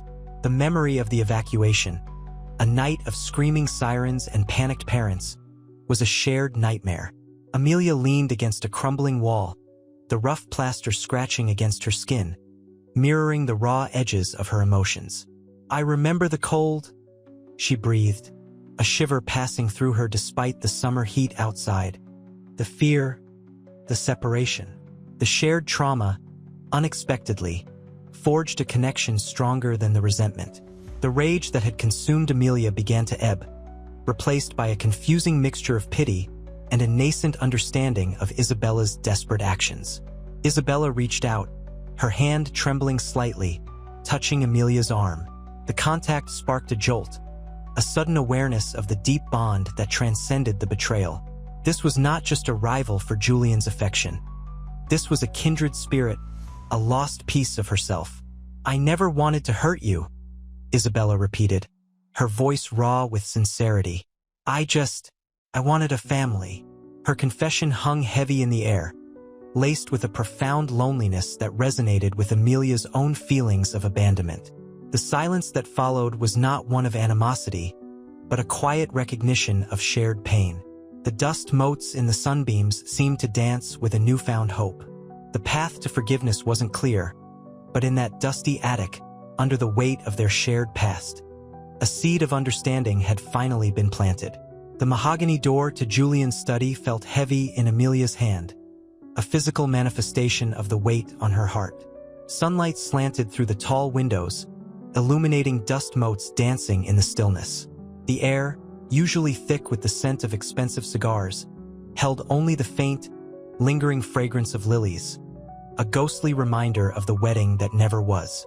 Julian sat hunched over his desk, the expensive leather creaking softly beneath his weight. His shoulders were slumped, a stark contrast to his usual impeccable posture. "Amelia," he began, his voice a low murmur, barely audible above the ticking of an antique grandfather clock. I don't know what to say." She met his gaze, her own eyes reflecting the turmoil within. "You could start with the truth," she replied, her voice tight with unshed tears. The truth, she knew, was a tangled web of deceit, passion, and a shocking familial revelation, a truth that had shattered her world.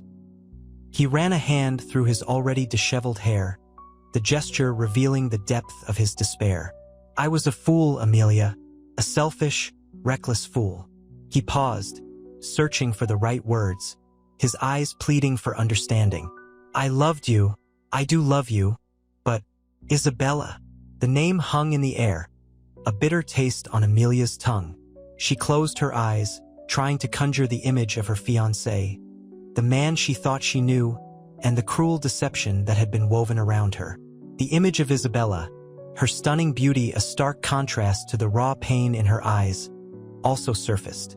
Could this really be her twin sister? "She's different," Amelia finally whispered, more to herself than to Julian. "Stronger, more bold." She hesitated, the words catching in her throat. "She's not you." The accusation, unintended, hung heavy in the silence. Julian nodded, his expression a mixture of guilt and a dawning recognition. "She's been searching for you all her life, Amelia. She felt like a ghost, an orphan. Finding me, finding you, it was her way of finding a family." His voice cracked. He reached for her hand, his touch hesitant, yet desperate for connection. The warmth of his touch battled against the icy chill of her betrayal.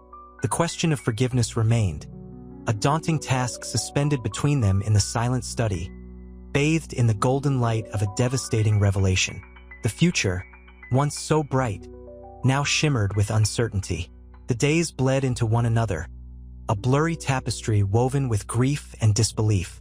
Amelia retreated to the secluded beach house her grandmother had left her, the rhythmic crash of waves a constant, mournful counterpoint to the turmoil within.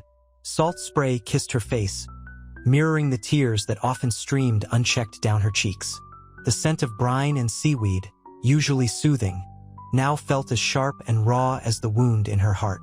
One evening, as the sun dipped below the horizon, painting the sky in fiery hues of orange and purple, a knock echoed through the quiet house.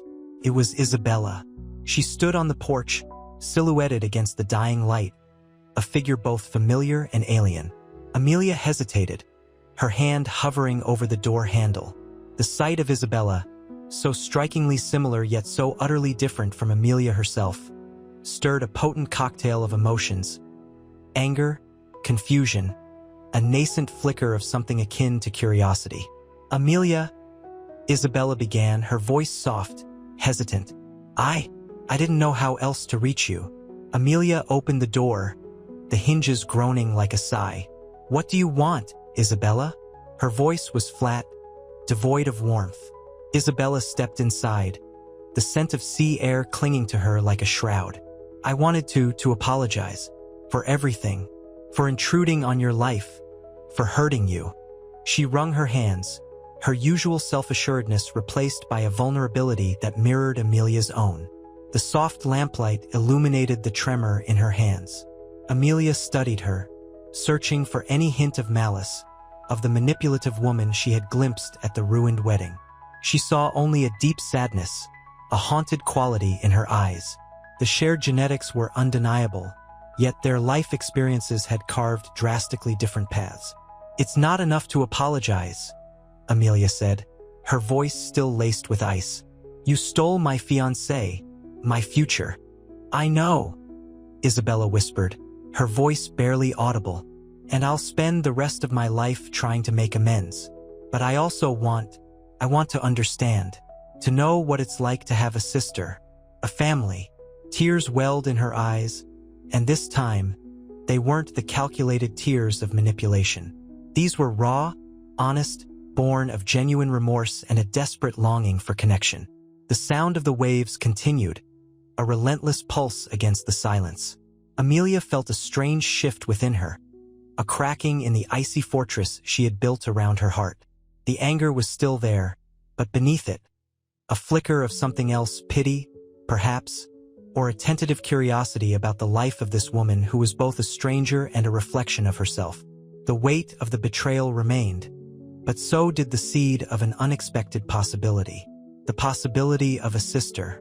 The salt-laced wind whipped Amelia's hair across her face as she stared out at the turbulent ocean. The relentless gray mirrored the storm raging inside her. Isabella's words, raw and laced with genuine remorse, echoed in her mind. A sister. The idea was both horrifying and strangely compelling. Days turned into weeks, each sunrise a fresh wave of grief. Yet something had shifted. The ice around her heart, while still thick, showed hairline fractures. One afternoon, sunlight filtering through the rain-streaked windows, Amelia found herself picking up a faded photograph. It showed two toddlers, identical smiles illuminating their faces, nestled in a worn wicker basket. A pang of something akin to longing pierced the numbness. It was a feeling she hadn't allowed herself to acknowledge until now.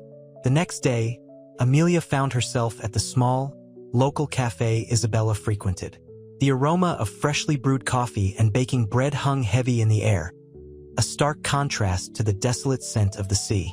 Isabella was there, looking smaller, more vulnerable than Amelia remembered. "Amelia," Isabella whispered, her voice trembling. She pushed a worn, leather-bound journal across the small table. I found this among my mother's things. It's about our past." Amelia hesitated, her fingers tracing the worn edges of the journal.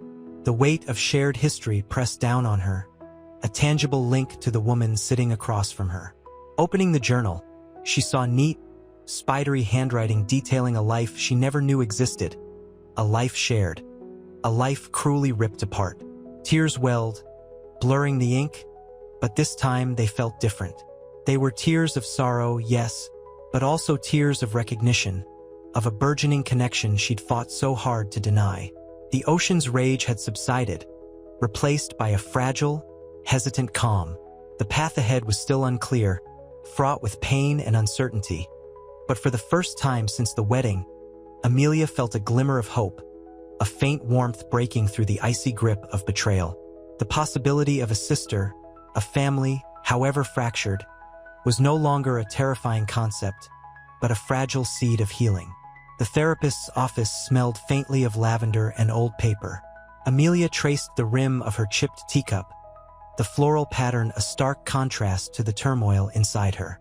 The ocean's relentless roar, a constant companion these past weeks, felt muted here, replaced by the hushed ticking of a grandfather clock. Dr. Anya Sharma, a woman whose calm demeanor belied a sharp intellect, watched patiently. "It's overwhelming," Amelia finally said, her voice a fragile whisper. "The betrayal, the sister. It's all too much." Dr. Sharma nodded gently. "It's understandable. You've experienced a profound loss and a shocking revelation simultaneously. Allow yourself to feel the full weight of it." Amelia squeezed her eyes shut. The memory of Julian's anguished face, the raw confusion in Isabella's eyes, flashed before her.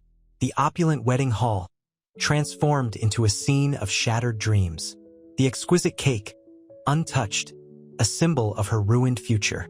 "I keep replaying it," she confessed, her voice cracking, searching for a sign, a clue I missed.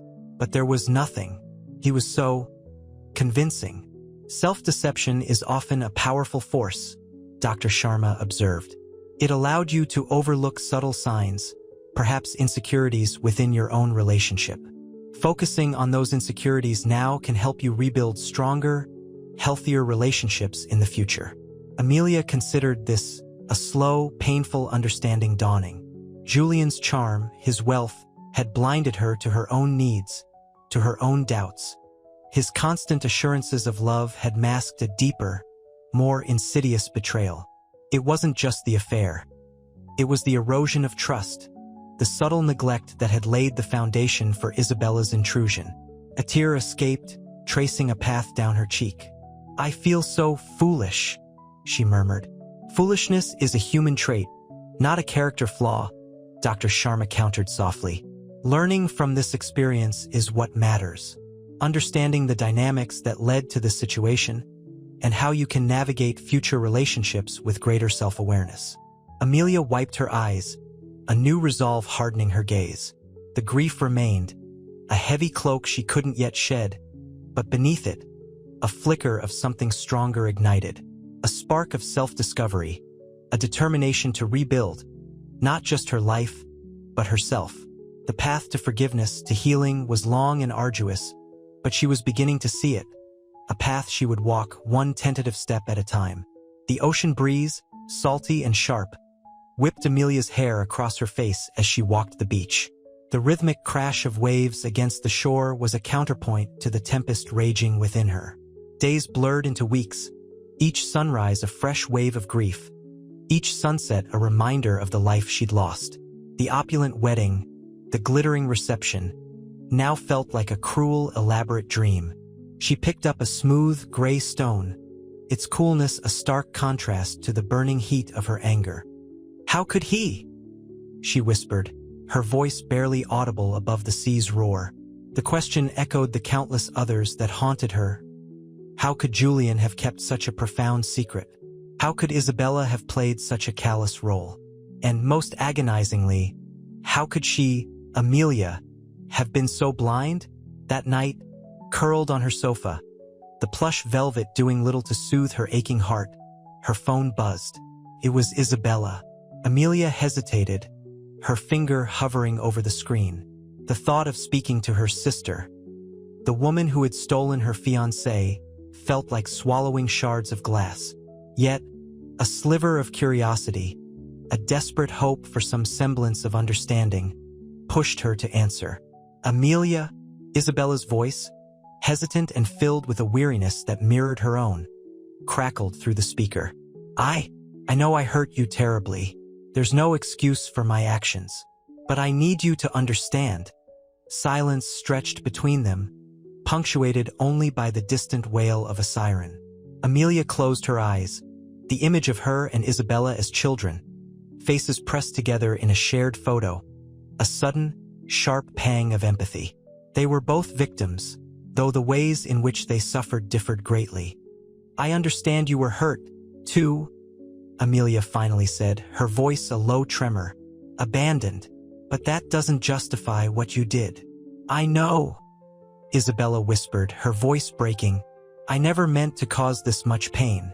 I wanted a family. And when I saw Julian, it felt like a chance, a desperate, reckless chance." The admission hung in the air, heavy with regret. Amelia remained silent, the weight of the situation pressing down on her. The waves continued their relentless rhythm, a melancholic symphony to the unfolding drama of their lives. The path to forgiveness was long and arduous, but the first tentative step towards understanding had been taken. The mahogany desk in Julian's opulent study felt cold beneath his fingertips. The scent of old leather and expensive cigars, usually comforting, now clung to him like a shroud. He stared at the framed photograph of Amelia, her laughter captured in a fleeting moment, a stark contrast to the emptiness he felt. He'd spent weeks trying to reach her, his calls met with silence, his texts unanswered. The guilt gnawed at him, a constant, relentless ache. He poured himself a whiskey, the amber liquid a poor substitute for the warmth he craved. The city lights, a glittering tapestry viewed from his panoramic window, held no allure. His perfect life, once a source of immense pride, was now a shattered mosaic. He'd lost Amelia, and the unexpected familial connection with Isabella offered little solace. He picked up his phone, the cool glass a momentary distraction. He needed to talk to Isabella. He had to understand how she'd managed to infiltrate his life, to steal his heart, and to shatter his future all at once. He dialed her number, the ringing a jarring counterpoint to the quiet hum of the city. When she answered, her voice was strained, fragile. "Julian," she whispered, a single tear tracing a path down her cheek. I don't know what to do." "Isabella," he began, his voice hoarse. "I need to understand. Why didn't you tell me sooner? About Amelia? About being sisters?" The silence stretched, thick and heavy with unspoken emotions. He could practically feel the miles separating them, the distance a physical manifestation of their fractured relationship. "I was scared," she finally confessed, her voice barely above a whisper. "Scared of losing you, of losing any chance at a real family. I had nothing. And then, seeing you, seeing Amelia, it all felt connected. Twisted, I know, but it felt right in that moment." The city lights outside flickered, mirroring the turmoil within him. He understood, in a way, her desperation, her longing. But understanding wasn't the same as forgiveness. He'd betrayed Amelia, and that betrayal had unleashed a chain reaction that had shattered not just their lives, but the lives of 3 people. "We have to fix this," he said, his voice firmer now, laced with a newfound resolve. "For all of us." The weight of responsibility, of his actions, settled heavily on his shoulders. The long road to redemption had just begun. The sterile scent of antiseptic still clung to Amelia's apartment, a lingering ghost of the hospital where she'd been abandoned, a trauma now intertwined with the betrayal by Julian. Sunlight streamed through the large window, illuminating dust motes dancing in the air, a stark contrast to the storm raging inside her. She sat curled on the sofa, a worn photograph clutched in her hand, a blurry image of 2 toddlers, identical smiles mirroring a shared past she'd never known. The image of Isabella, her twin, her rival, her sister, swam before her eyes. A knock echoed, tentative, hesitant. Amelia didn't answer. Another knock, slightly firmer this time. It was Isabella. Amelia rose, her movements slow, deliberate. She opened the door a crack, her face etched with weariness. Isabella stood on the threshold, her eyes red-rimmed, her usual confident posture replaced by a hesitant vulnerability. "Amelia?" Isabella whispered, her voice thick with unshed tears. Can we talk?" Amelia stared at her, the raw pain of betrayal still fresh, a wound that wouldn't easily heal. Yet, looking at Isabella, she saw a reflection of her own hurt, her own loneliness. A flicker of something akin to empathy stirred within her. "Talk about what?" Amelia's voice was flat, devoid of emotion, a mask protecting her fragile heart. Isabella stepped inside, her movements cautious, as if afraid of breaking something precious. She closed the door softly behind her, the silence heavy with unspoken words. The only sound was the gentle ticking of a clock on the mantelpiece, each tick a painful reminder of time lost, of opportunities missed. "About everything," Isabella breathed, her voice trembling. "About what happened, about us." She looked at the photograph in Amelia's hand, a shared memory bridging the chasm of their fractured lives. "I know I hurt you. I know I messed up everything. But I never wanted to hurt you, Amelia. Never." She paused, swallowing hard, her eyes welling up again. I wanted a family. I wanted someone." Amelia remained silent, her gaze fixed on Isabella. The weight of years of loneliness, of abandonment, warred with the dawning realization that she wasn't alone. The shared trauma, the shared past, forged an unexpected link, however fragile. The silence stretched, a space filled with the ghosts of their shared childhood, of their separate lives, and the devastating events that had brought them together again. The clock ticked on, each tick a step closer to reconciliation, or perhaps a further descent into the depths of their shared pain. The afternoon sun cast long shadows across Julian's sprawling estate. He sat on the veranda, a half-empty glass of scotch sweating in his hand, the ice clinking a mournful rhythm against the crystal. The silence was deafening, broken only by the distant chirping of crickets, a stark contrast to the boisterous wedding reception that had been violently interrupted. He watched Amelia's retreating figure from afar, a ghost of her former vibrancy, her usual sunshine replaced by a chilling pallor. The weight of his deceit pressed down on him, a crushing burden amplified by the unexpected revelation of Isabella's identity. He hadn't seen Amelia properly since the day of the ruined wedding. Her carefully constructed facade of composure had crumbled completely. He understood now the depth of her hurt, a hurt he'd caused, amplified by the sudden arrival of her identical twin. The revelation had blown apart his meticulously built world, leaving behind only the wreckage of shattered trust and broken promises. His guilt was a visceral thing, a constant ache in his chest. A soft footstep behind him startled him. He turned to see Isabella, her eyes mirroring the same desolate landscape reflected in his soul. She stood hesitant, her usual fiery confidence subdued, replaced by a fragile vulnerability. "Julian," she began, her voice barely a whisper. I'm sorry." He looked at her, seeing not the alluring mistress, but a lost and lonely woman, desperately searching for belonging. He saw a reflection of Amelia's pain in her eyes, a mirror image of the hurt he'd inflicted on both of them. "Sorry doesn't fix this, Isabella," he replied, his voice rough. "You can't undo the damage you've done."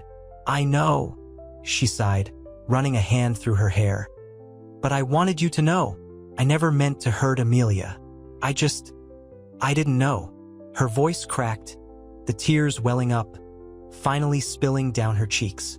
Finding Amelia, it's been overwhelming. I wanted a family, a connection, but I went about it the wrong way, a horribly wrong way. He watched her, the sharp edges of his anger softening, replaced by a dull ache of sympathy. He saw the depth of her regret, the genuine remorse in her eyes. He knew, in that moment, that her actions, however damaging, stemmed from a deep-seated longing for love and connection. A longing that mirrored his own desperate need for something real, something beyond superficial glamour. The weight of his own actions pressed down on him, intensifying as he stared at her brokenness. A reflection of his own fractured self. The perfect storm had indeed arrived, and he was left drowning in its aftermath, desperate to salvage what remained, no matter how fragile those fragments.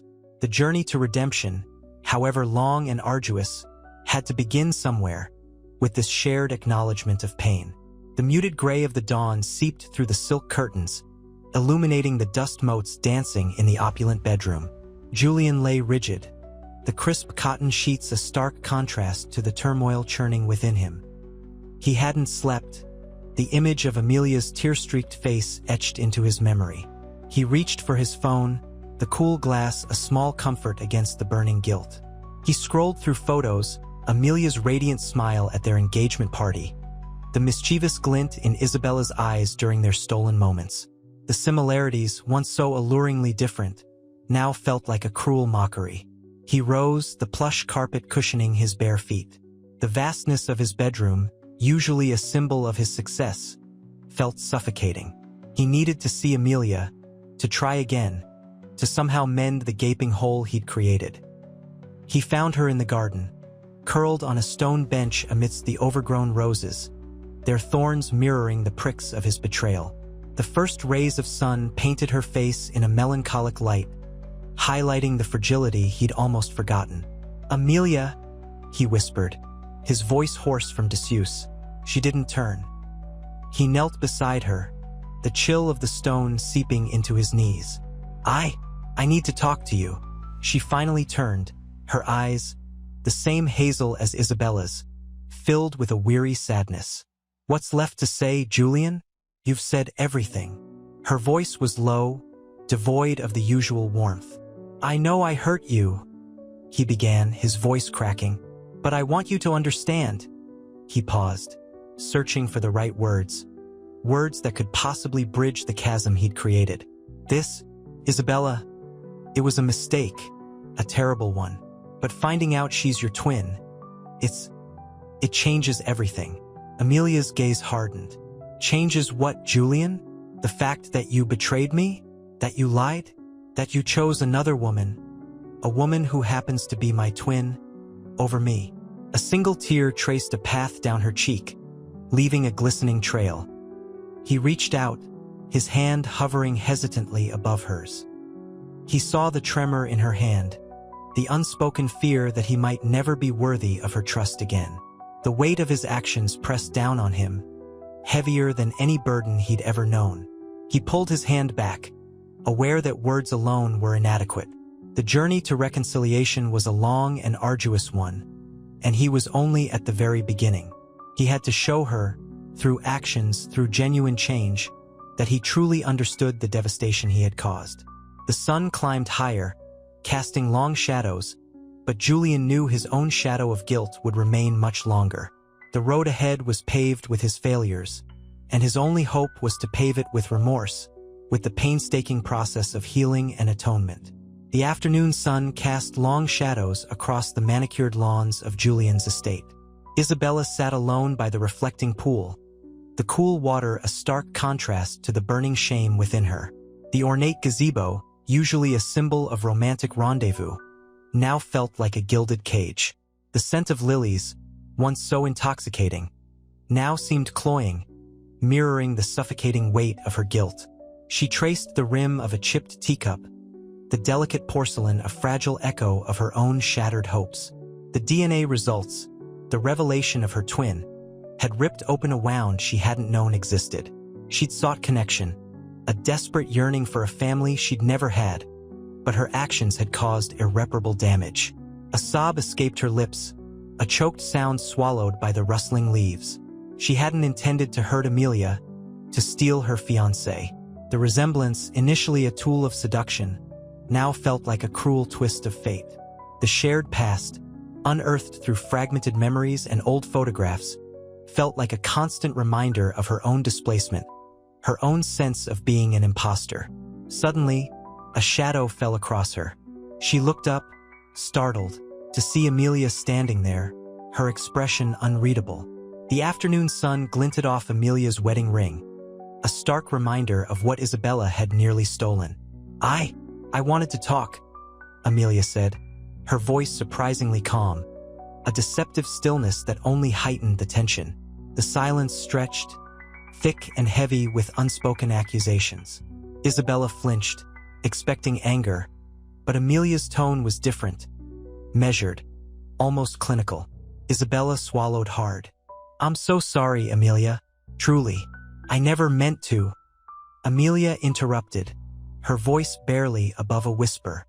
"To what, Isabella? To steal my life? My fiancé? My very identity?" A single tear traced a path down her cheek, a stark contrast to the carefully controlled composure she maintained. Isabella looked down at her hands, her fingers twisting the delicate fabric of her dress. "It wasn't like that. I was lost, so lost. I saw you in him. It wasn't deliberate, I swear." Amelia sighed, a long, weary sound. "I know you were lost, Isabella, but so was I when you took everything from me." She sat beside her, the distance between them suddenly collapsing. The shared trauma, the unexpected kinship, hung heavy in the air, a strange bridge built upon the ruins of betrayal. The sterile scent of antiseptic still clung to Isabella's clothes, a phantom reminder of the hospital where she'd been separated from Amelia a lifetime ago.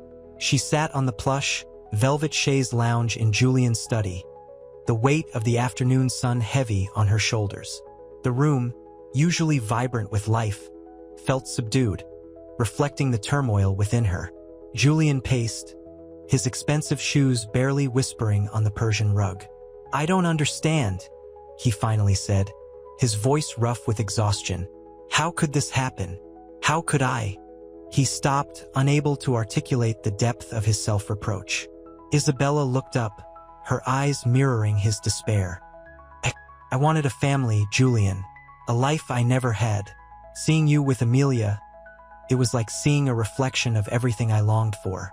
A twisted, misguided longing." Her voice cracked. "I know it's no excuse." The silence hung heavy, broken only by the ticking of a grandfather clock in the hall. Julian ran a hand through his hair, the gesture revealing the strain he was under.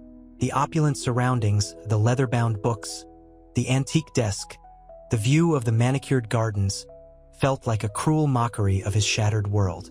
"Amelia, she deserves so much better," he murmured, his gaze distant. The unspoken question hung in the air. Did he deserve better? Did he even deserve forgiveness? A knock at the door. Julian's shoulders slumped further. It was Amelia. She stood in the doorway, her face pale, her eyes filled with a quiet strength that surprised Isabella. She wasn't raging. There was a chilling calm in her demeanor that was far more unsettling. "I need to talk to Isabella," Amelia said, her voice steady, controlled. She didn't look at Julian. Julian stepped aside, his eyes lingering on Amelia. A mixture of guilt and apprehension etched on his face. He left them alone, the closing of the door echoing the finality of his own shattered dreams. The weight of his betrayal pressed down on him, heavy and inescapable. He couldn't even begin to imagine the path to redemption. The silence that followed was deafening, a silence filled with the unspoken accusations and the fragile hope of possible reconciliation. The muted floral wallpaper of Amelia's guest room seemed to mock the vibrant life she'd once envisioned. Dust motes danced in the weak afternoon sun, filtering through the drawn curtains, illuminating the fragile fragility of her composure. Isabella sat opposite her, the opulent silk of her dress a stark contrast to the simplicity of Amelia's linen robe. The air hung heavy with unspoken accusations, the scent of lilies, Amelia's favorite, somehow tinged with the bitter tang of betrayal. I don't hate you," Amelia began, her voice barely a whisper, surprising both women. The words hung in the air, fragile as butterfly wings. Isabella flinched, her carefully constructed facade of composure wavering. "But," Isabella prompted, her voice tight. Amelia traced the rim of a chipped teacup, the porcelain cool against her trembling fingers. "But I need to understand. Why did you do this?" The question wasn't laced with venom. It was a plea for comprehension, a desperate search for a sliver of understanding in the wreckage of her world. Isabella's gaze fell to her clasped hands. The silence stretched, taut with emotion. Finally, she spoke, her voice thick with unshed tears. "I saw you, Amelia, with Julian. I saw your happiness, your completeness, and it felt like a wound I'd carried for my entire life, a gaping hole that I could never quite fill. You replaced me?" Amelia breathed, the words catching in her throat. Isabella shook her head vehemently. "No, it wasn't like that. I never wanted to hurt you. I wanted what you had. Family. A love that felt real, that didn't feel like a desperate, lonely grasping for something lost." She broke down, the carefully constructed wall crumbling into tears. The sound was raw, heartbreaking, and strangely familiar to Amelia. A shared vulnerability, a shared ache. The two women, bound by an invisible thread of DNA and a lifetime of separation, stared at each other, the years of absence suddenly dissolving into a shared, painful understanding. The lilies, once a symbol of joy, now seemed to represent the fragile beauty of a newfound kinship amidst the storm. The path to forgiveness remained a long, uncertain one, but for the first time, a glimmer of hope pierced the darkness. The sterile scent of antiseptic clung to the air in Isabella's sparsely furnished apartment, a stark contrast to the opulent surroundings she'd been accustomed to. Sunlight, muted by the sheer curtains, cast long shadows across the worn carpet. She sat hunched on the edge of the sofa, a half-empty glass of water sweating condensation onto the polished wood. Regret, thick and suffocating, clung to her like the scent of lilies that still haunted her from the ruined wedding. A soft knock echoed through the quiet space. It was Amelia. Isabella's breath hitched. She'd expected anger, perhaps even violence. Instead, Amelia's entrance was quiet, almost hesitant. Her eyes, usually bright, were shadowed with exhaustion, yet held a flicker of something akin to curiosity. "Can I?" Amelia asked, her voice soft, almost a question. She held a small, worn photograph album in her hands. Isabella nodded, gesturing to the armchair opposite. The silence stretched, punctuated only by the faint ticking of a clock on the mantelpiece. The photograph album lay between them, a tangible link to a past neither fully understood. Amelia opened it, her fingers tracing the faded images. A shared childhood emerged. Two little girls with identical grins, identical pigtails, in matching dresses. A birthday party, a Christmas morning, a beach vacation. Memories Isabella had subconsciously suppressed, now surfacing with painful clarity. "I found these in the attic," Amelia said softly, turning a page to show a picture of them dressed as fairies, their identical features striking even in the blurry snapshot. "We look exactly alike." A single tear traced a path down Amelia's cheek. Isabella reached across the space between them, her hand hovering over Amelia's, then retracting. "I'm sorry," she whispered, the words a raw confession. "For everything." Amelia didn't respond immediately, instead continuing to flip through the album, her eyes fixed on the pictures of their shared past. A past she'd only just discovered, a past Isabella had stolen from her. The silence held a new weight, a heavy blanket woven from shared sorrow and dawning understanding. It wasn't the reconciliation they craved, but it was a beginning. A fragile, tentative step toward a future where the shadows of the past might finally begin to fade. The album, once a symbol of a life stolen, now represented a bridge, tentatively built across the chasm of their fractured past. The opulent penthouse suite, usually a haven of luxury, felt oppressive. Amelia stared out at the city lights, a million pinpricks of defiance against the darkness swirling within her. The champagne flute in her hand, untouched, felt cold and heavy, mirroring the icy weight in her heart. Julian's attempts at reconciliation, flowers, whispered apologies, promises of change, felt hollow, echoing in the cavernous emptiness of her emotional landscape. She hadn't spoken to him directly in days, her silence a wall he couldn't seem to breach. A soft knock. Isabella. Amelia hadn't wanted to see her, yet here she was, facing the woman who had not only stolen her fiancé, but also a piece of her own identity. Isabella entered, her usual flamboyant attire replaced by a simple, somber dress. Her eyes, usually bright with a predatory gleam, were shadowed with a weariness that mirrored Amelia's own. "Amelia?" Isabella began, her voice barely a whisper, a stark contrast to her usually confident tone. I wanted to apologize again. I know saying sorry isn't enough, but..." Amelia turned, her gaze sharp, unforgiving. The city lights seemed to blur, reflecting the turmoil within her. "Enough for what, Isabella? For stealing my fiancé? For stealing my life? For being my twin sister all along?" Each word was a carefully aimed dart, piercing through the thin veil of Isabella's forced composure. Isabella flinched, a visible tremor running through her. "It wasn't like that. I didn't know. I swear I didn't know you existed until..." Her voice cracked, the carefully constructed facade crumbling. Tears welled in her eyes, a stark contrast to the carefully applied makeup. The scent of her expensive perfume, usually so alluring, now felt cloying, suffocating. The silence that followed was heavy, thick with unspoken accusations and simmering resentment. The opulent surroundings seemed to amplify their unspoken pain, mocking their shattered lives. The tension hung palpable in the air, a silent battle waged between shared DNA and irreconcilable differences. The shared trauma, however, bound them, a grotesque bond forged in betrayal and lost identity. The fight, Amelia knew, was far from over. The battle for Julian, and for their shared past, had just begun. The opulent penthouse suite felt less like a sanctuary and more like a pressure cooker. Amelia, curled on the plush sofa, the silk cool against her burning skin, felt the city's relentless pulse mirroring the frantic beat of her own heart.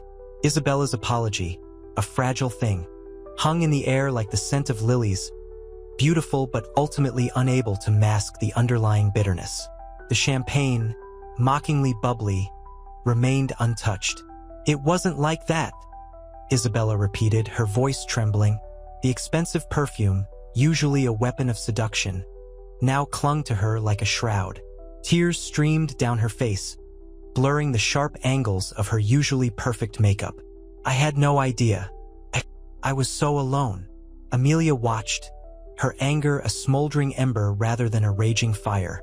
Isabella's vulnerability, raw and unexpected, chipped away at her icy resolve.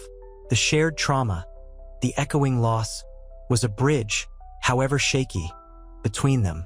Alone, Amelia's voice was barely a whisper, a stark contrast to the tempest that raged within. She picked up the untouched flute, the crystal cold against her fingers, a chilling echo of her own emotional state. "We both were abandoned, lost, and you used that to hurt me, to hurt us." The silence that followed was a heavy blanket, suffocating and profound. The city lights, glittering outside, offered no solace. Isabella reached out, a hesitant hand, as if to touch Amelia's arm, then withdrew, her gesture mirroring the fragility of her newfound hope. Days bled into weeks. Julian, a shadow of his former self, flitted between the two sisters, his apologies as hollow as the promises he'd made. He brought flowers, expensive chocolates, but the gestures felt clumsy, inadequate, a desperate attempt to mend a tapestry that had been brutally ripped apart. Amelia, despite her hurt, found herself increasingly drawn to Isabella, not out of forgiveness, but out of a shared understanding of abandonment. They began to talk, tentatively at first, sharing snippets of fragmented memories, a shared love of seashells, a recurring dream of a bustling hospital, the faint echo of a mother's lullaby. These fragments, like shards of a broken mirror, began to reflect a shared past, a life stolen before it had begun, a life both mourned and rediscovered. The pain remained, a sharp, constant ache, but amidst the wreckage, a fragile seedling of understanding began to grow. The battle wasn't over, but the battlefield had shifted, from bitter animosity to a tentative, uncertain truce. The fight for Julian was far from settled, but the fight for themselves, for their shared identity, had begun. The therapist's office smelled faintly of lavender and old books, a stark contrast to the opulent scent of champagne and lilies that still clung to Amelia's memory. She sat stiffly on the plush couch, the soft cushions offering no comfort. Sunlight streamed through the window, illuminating dust motes dancing in the air, mirroring the turmoil swirling within her. "It's overwhelming," she confessed, her voice barely a whisper, lost in the quiet space. Dr. Anya Sharma, a woman whose calm demeanor belied a sharp intellect, nodded slowly. "The revelation of a twin sister, the betrayal by your fiancé. It's understandable that you feel overwhelmed." Anya's voice was gentle yet firm. Amelia looked down at her hands, gnarled and calloused despite the manicures she'd once favored. The rings, symbols of a future now shattered, were gone. "I keep seeing her face," Amelia said, her voice cracking. "Isabella's face. It's everywhere. In my dreams, in the reflection of shop windows, even in the patterns on the carpet." She shuddered, the chill settling deep in her bones. The shared memories, once fragments, were now coalescing into a vivid tapestry of a life she never knew existed. A life shared with a woman who'd stolen her fiancé. "The anger is natural," Anya said softly, "but underneath I sense a deeper pain, a sense of loss." Amelia nodded, tears welling in her eyes. "Lost, that's the word. Lost at birth, lost to a life I never knew, lost to the man I thought I loved." And then to find her only to have her take everything. The bitterness seeped back into her voice. "And what about Isabella?" Anya asked, her voice calm. "What do you think motivates her? Regret? Fear? Maybe a desperate need for connection?" Amelia pondered, a flicker of something akin to empathy crossing her face.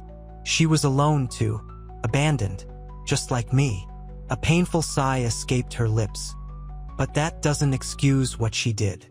The silence stretched, heavy with unspoken emotions.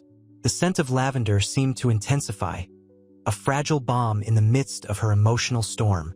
Amelia knew the path to healing wouldn't be easy. The road ahead was fraught with uncertainty, but for the first time, a glimmer of something akin to hope pierced the darkness. The anger remained, a vital part of her healing process, but it was no longer all-consuming. The seeds of understanding were sown. The hard work of growth had begun. The opulent penthouse suite felt colder now, stripped of its wedding day opulence. Empty champagne flutes glittered dully under the harsh fluorescent lights, mocking the celebratory atmosphere that had vanished like morning mist. Amelia paced, the plush carpet a muted whisper beneath her bare feet. The lingering scent of lilies, once intoxicating, now felt suffocating. Isabella sat on the edge of the vast bed, clutching a worn photograph, a faded image of two tiny babies, identical smiles gracing their faces. The silence between them was thick, heavy with unspoken accusations and nascent understanding. I didn't know," Isabella finally whispered, her voice trembling. Tears streamed down her face, tracing paths through the expertly applied makeup, a stark contrast to the carefully constructed facade she'd presented at the wedding. "I didn't know she was my sister."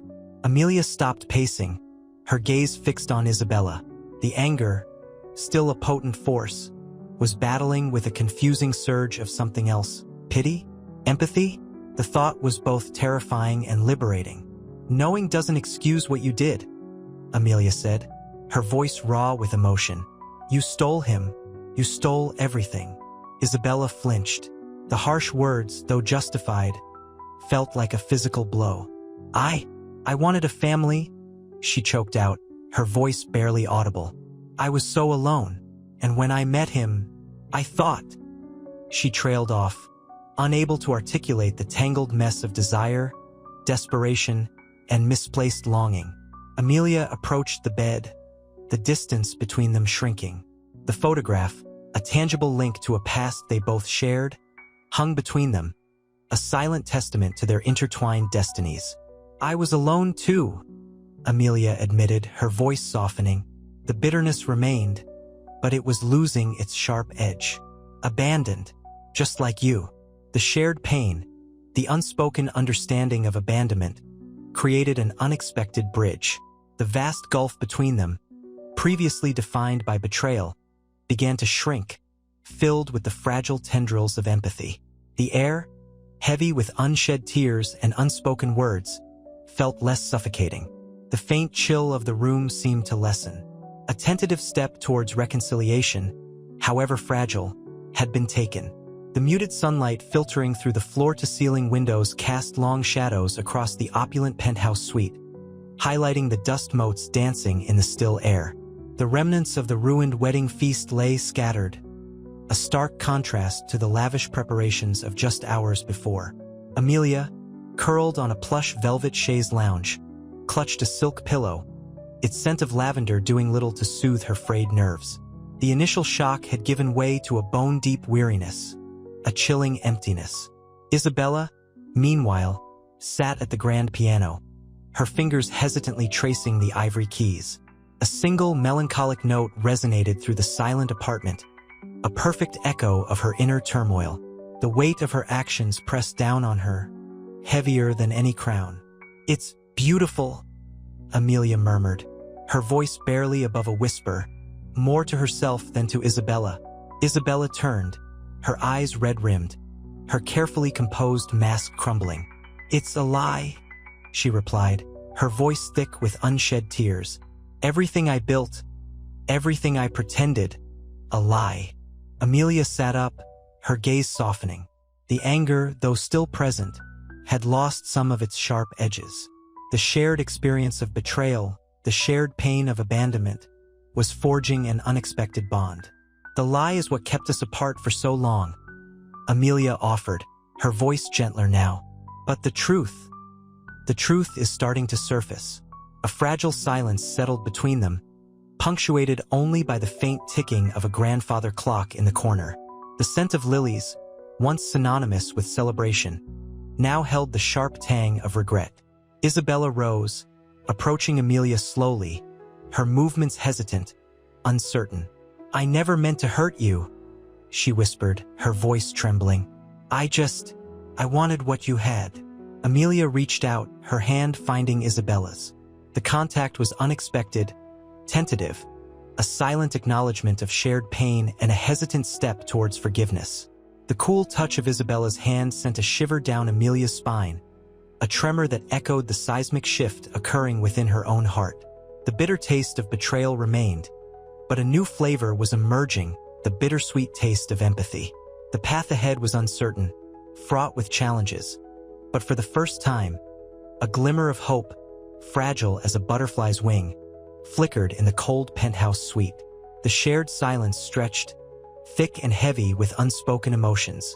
The scent of lilies, bruised and fading, hung in the air, a morbid reminder of the wedding that never was.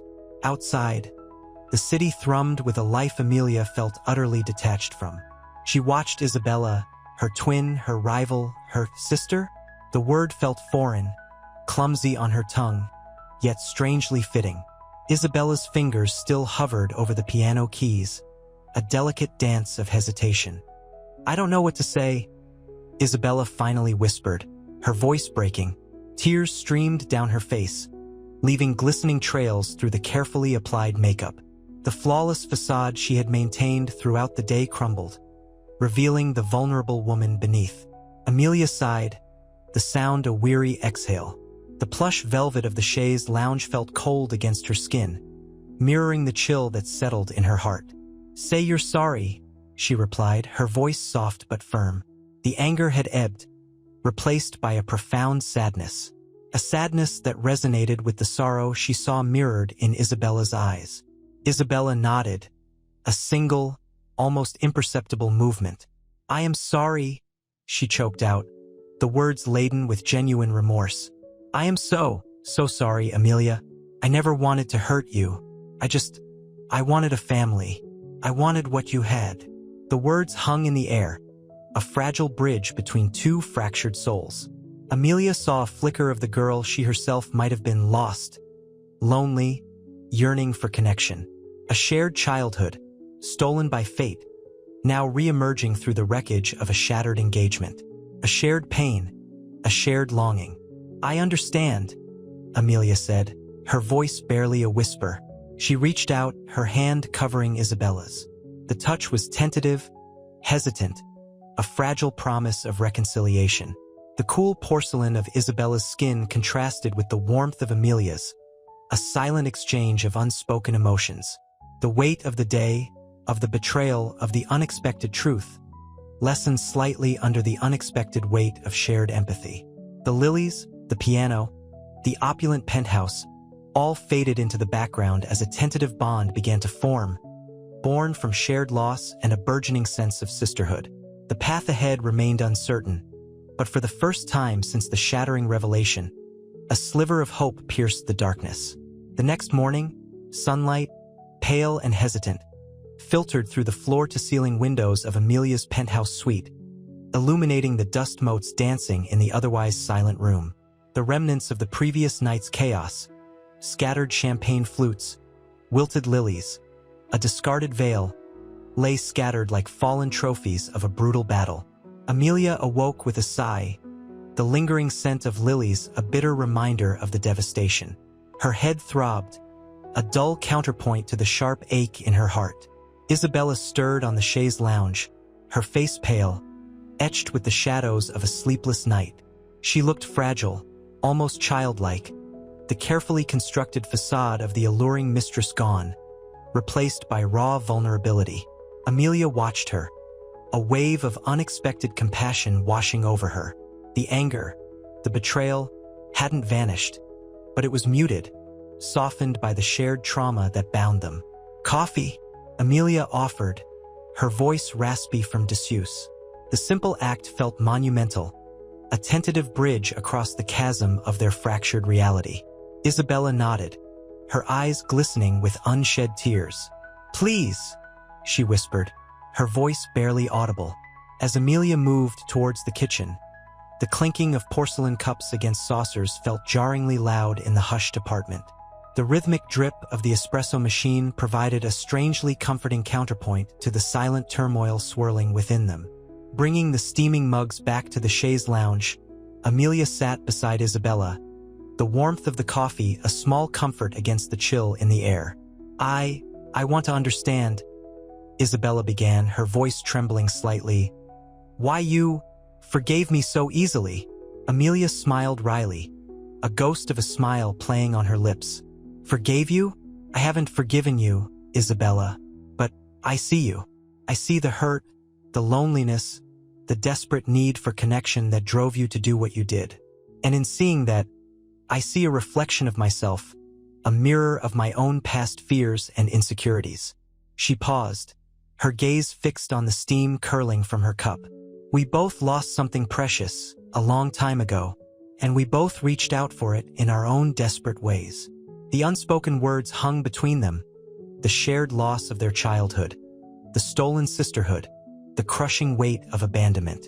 The silence that followed was not heavy with unspoken resentments, but with the shared weight of understanding, the beginning of a fragile, tentative reconciliation.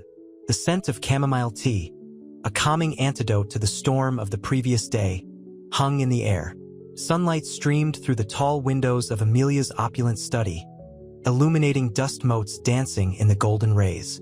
Amelia, perched on a plush velvet armchair, watched Isabella sketch in a large leather-bound book. The rhythmic scratch of charcoal on paper filled the silence, a surprisingly soothing counterpoint to the lingering tension. Isabella, usually vibrant and self-assured, appeared subdued, her usual sharp angles softened by fatigue. "It's beautiful," Amelia murmured, her voice still a little rough. Isabella looked up, a flicker of a smile touching her lips. "It's a memory," she whispered, her eyes distant, tracing the lines of a half-finished drawing of a bustling hospital corridor. "From before everything." A shared silence settled between them, a comfortable silence this time, devoid of accusations. Amelia picked up a framed photograph from the nearby desk, a faded picture of two young girls, identical smiles frozen in time. "We were so alike," she said softly, her fingers tracing the outline of one of the girls. "Like two halves of a whole, separated and then thrown into wildly different lives," Isabella added, a sigh escaping her lips. "I always felt incomplete, a puzzle piece searching for its other half."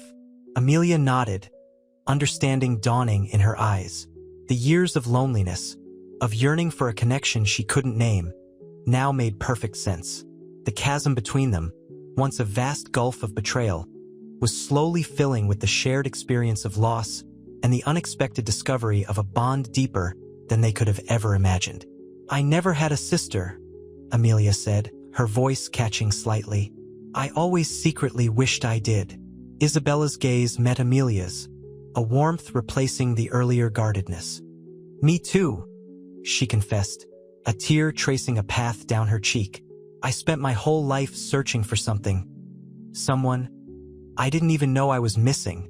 The unspoken words hung between them, a shared longing for family, for belonging, for the sisterhood stolen from them years ago. The afternoon sun dipped lower, casting long shadows across the room, painting the scene in hues of orange and purple as the two sisters, finally finding common ground, began to slowly mend their fractured reality. The weight of his actions pressed down on Julian like a physical burden. He sat alone in his sprawling, yet suddenly empty mansion, the opulent decor mocking his inner turmoil. The faint scent of lilies, Amelia's favorite, clung to the air, a painful reminder of his shattered life. He ran a hand through his already disheveled hair, the cool marble of the desk a stark contrast to the burning shame within him. He'd spent the afternoon attempting to write a letter to Amelia, 1,000 apologies swirling in his mind, yet failing to translate into coherent words. Each attempt ended in a crumpled mess, his neat script betraying his emotional chaos. The silence of the house was deafening, broken only by the occasional tick of a grandfather clock, each chime a heavy hammer blow to his already fractured self-esteem. The guilt gnawed at him, a relentless beast. He wasn't just regretting the affair. He was confronting the depths of his own selfishness, his blindness to Amelia's vulnerabilities, his casual disregard for the consequences of his actions. He had destroyed their perfect life, and in doing so had inadvertently brought together two halves of a soul, a family he had never known existed. The irony wasn't lost on him. He took a deep breath, the cool night air offering little solace. He needed to confront Isabella. He needed to understand her perspective, to grasp the reasons behind her actions. Perhaps understanding her would somehow lessen the burden of his own guilt. He picked up his phone, the smooth glass cold against his skin, the digital light a stark contrast to the shadows gathering in the room. He hesitated, the simple act of dialing a number feeling monumental. He imagined Isabella's face, the mixture of vulnerability and defiance that always seemed to clash within her. He knew he had hurt her too, though in a far different way than he had hurt Amelia. He owed them both an apology, a sincere and honest reckoning with his actions. But he also knew that apologies were meaningless without significant change. He had to prove his remorse, not just through words, but through actions that spoke louder than any letter or conversation could ever manage. The road ahead was long and arduous, but for the first time, Julian felt a flicker of resolve, a glimmer of hope amidst the wreckage of his perfect life. The call to Isabella would be just the first step. The scent of lilies, still lingering from the ruined wedding, clung to Isabella like a shroud. She sat on the edge of her hotel bed, the crisp white sheets a stark contrast to the turmoil within. Julian's call had been unexpected, a tremor in the earthquake of her life. She'd spent the day wrestling with guilt, a guilt amplified by the jarring revelation of her twin sister. The shared childhood photos, unearthed amidst the chaos, felt both familiar and alien. A pang of longing, sharp and sudden, pierced her. The phone buzzed again, displaying Julian's name. She hesitated, her finger hovering over the answer button. "Hello?" she answered, her voice barely a whisper. Julian's voice, tight with unshed tears, filled the small room. "Isabella? I need to talk to you. I know I can't undo what I've done, but..." His voice cracked, a raw vulnerability she'd never witnessed before. "I know," Isabella replied, her own voice thick with emotion. The shared trauma, the unexpected familial connection, had created an odd sense of kinship between them. "But what you did, it affected us both and Amelia too. I understand." Julian's voice was low, heavy with remorse. I want to understand you. Why did you do it, Isabella? It wasn't just an affair. It was a betrayal on so many levels." The words hung in the air, charged with unspoken grief and regret.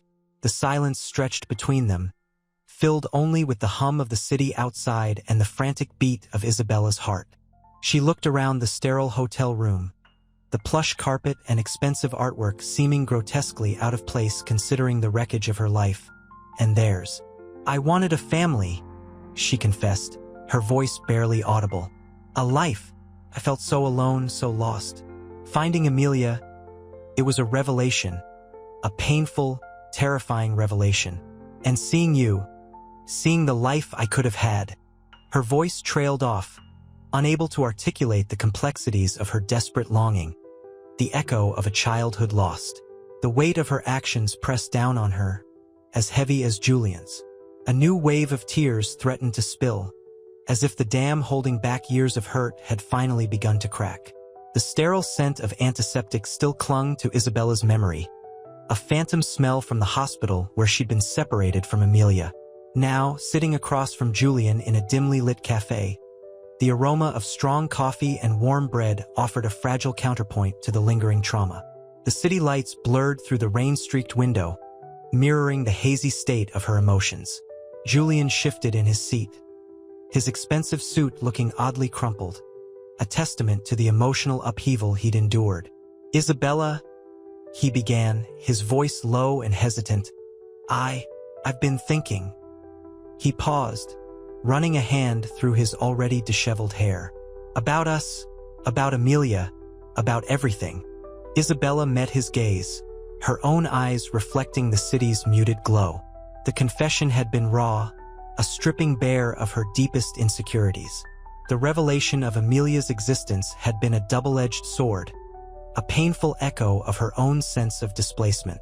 "I understand," she whispered, the words catching in her throat. The weight of her actions pressed down on her, a crushing burden. "But I don't understand why," Julian continued, his voice thick with unshed tears. He reached for his coffee, his hand trembling slightly. "You had everything, a life of luxury, the attention. Why risk it all for me?" Isabella's gaze drifted to the rain-lashed street. "It wasn't just about you, Julian," she said, her voice barely a murmur. "It was about belonging, about having a family, something I never had."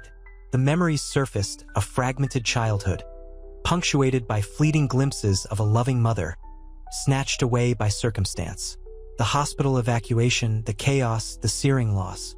Finding that semblance of a life I'd always craved. It was intoxicating. She closed her eyes, battling back tears. "And then finding Amelia?" Julian's voice was soft, laced with a newfound understanding. It shattered. A long silence descended, broken only by the rhythmic drumming of rain against the cafe windows. The shared trauma, the sudden familial connection, hung heavy in the air, a palpable link between them. Despite everything, a fragile understanding began to bloom, a shared acknowledgement of the complex web of emotions that bound them together, despite the damage they'd inflicted. The road ahead remained uncertain, fraught with challenges and heartache. But in that quiet cafe, amidst the city's relentless rhythm, a faint glimmer of hope emerged, a shared willingness to confront the past, to begin the long, arduous process of healing. The mahogany desk in Julian's study felt cold beneath his hands. Rain lashed against the tall windows, mirroring the tempest in his soul. He stared at a framed photo, Amelia's radiant smile, a stark contrast to the turmoil raging within him. He'd spent the last few days avoiding both women, the weight of his actions a suffocating burden. Guilt gnawed at him, a relentless tide eroding his carefully constructed world.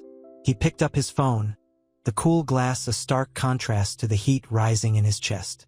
He hesitated, then dialed Amelia's number. The ringing tone echoed his own internal dissonance, a jarring counterpoint to the gentle patter of rain. She answered on the third ring, her voice tight with unshed tears. "Julian," she said, the single word heavy with accusation. "Amelia," he replied, his voice a hoarse whisper. I need to talk to you." He could practically feel her reluctance, the guardedness in her tone. The conversation was difficult, stilted at first, punctuated by long silences filled only with the sound of rain and the unspoken accusations hanging heavy in the air. He poured out his remorse, his words clumsy and inadequate against the enormity of his betrayal. He spoke of his awakening, a slow, painful process of self-reflection. He spoke of seeing beyond his own desires and selfishness, of finally recognizing Amelia's own quiet vulnerabilities he'd previously dismissed. He admitted the thrill of the affair had blinded him to the depth of his feelings for Amelia, to the very essence of the woman he was about to lose. The city lights blurred outside, mirroring the unsteady emotions swirling within him. He spoke of his desire to rebuild their shattered trust, brick by painful brick, knowing it would take time and unwavering commitment. He ended the call with a heavy heart, but a small ember of hope ignited within him. Amelia's breathy, "I need time," was not the definitive no he'd feared. He had to earn her forgiveness, not just her understanding. The road ahead was long, but he was finally ready to walk it. The aroma of rosemary and lavender, a subtle attempt at peace, hung in the air of Amelia's sun-drenched garden. Isabella sat opposite her, a hesitant smile playing on her lips. The wrought iron table between them seemed a stark barrier, yet the afternoon sun warmed them both. A robin chirped a cheerful melody, a jarring contrast to the unspoken weight between the sisters. I never knew," Isabella began, her voice soft, laced with a vulnerability that mirrored Amelia's own. She picked at a loose thread on her skirt, her eyes avoiding Amelia's gaze. "About the evacuation, about being separated. It's all a blur." Amelia nodded, her own memories a fragmented tapestry of fear and confusion. The shared trauma, now revealed, created an unexpected bridge between them. "Mama always said it was a fire," she whispered, a wave of grief washing over her. "But I never believed it. I remember bits and pieces," Isabella confessed, her voice barely audible. "A bright light, screams, then nothing. I woke up in a different world, a different family." Silence settled between them, a comfortable silence this time, filled not with animosity but with a shared understanding of loss and displacement. The sun dipped lower, casting long shadows across the garden. The robin's song faded, replaced by the gentle hum of bees amongst the lavender. Amelia reached across the table, her hand resting gently on Isabella's. The touch was unexpected, yet both sisters felt a deep connection. "I'm sorry," Amelia said, the words brimming with genuine empathy. "For the anger, for the judgment.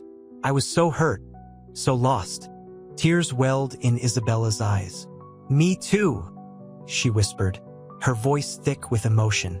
"I never meant to hurt you. I wanted a family." The confession hung in the air, a simple statement that carried the weight of a lifetime of longing. The shared pain, the shared loss, began to dissolve the barriers that had separated them for so long. The sun finally set, painting the sky in hues of orange and purple, mirroring the burgeoning hope in their hearts.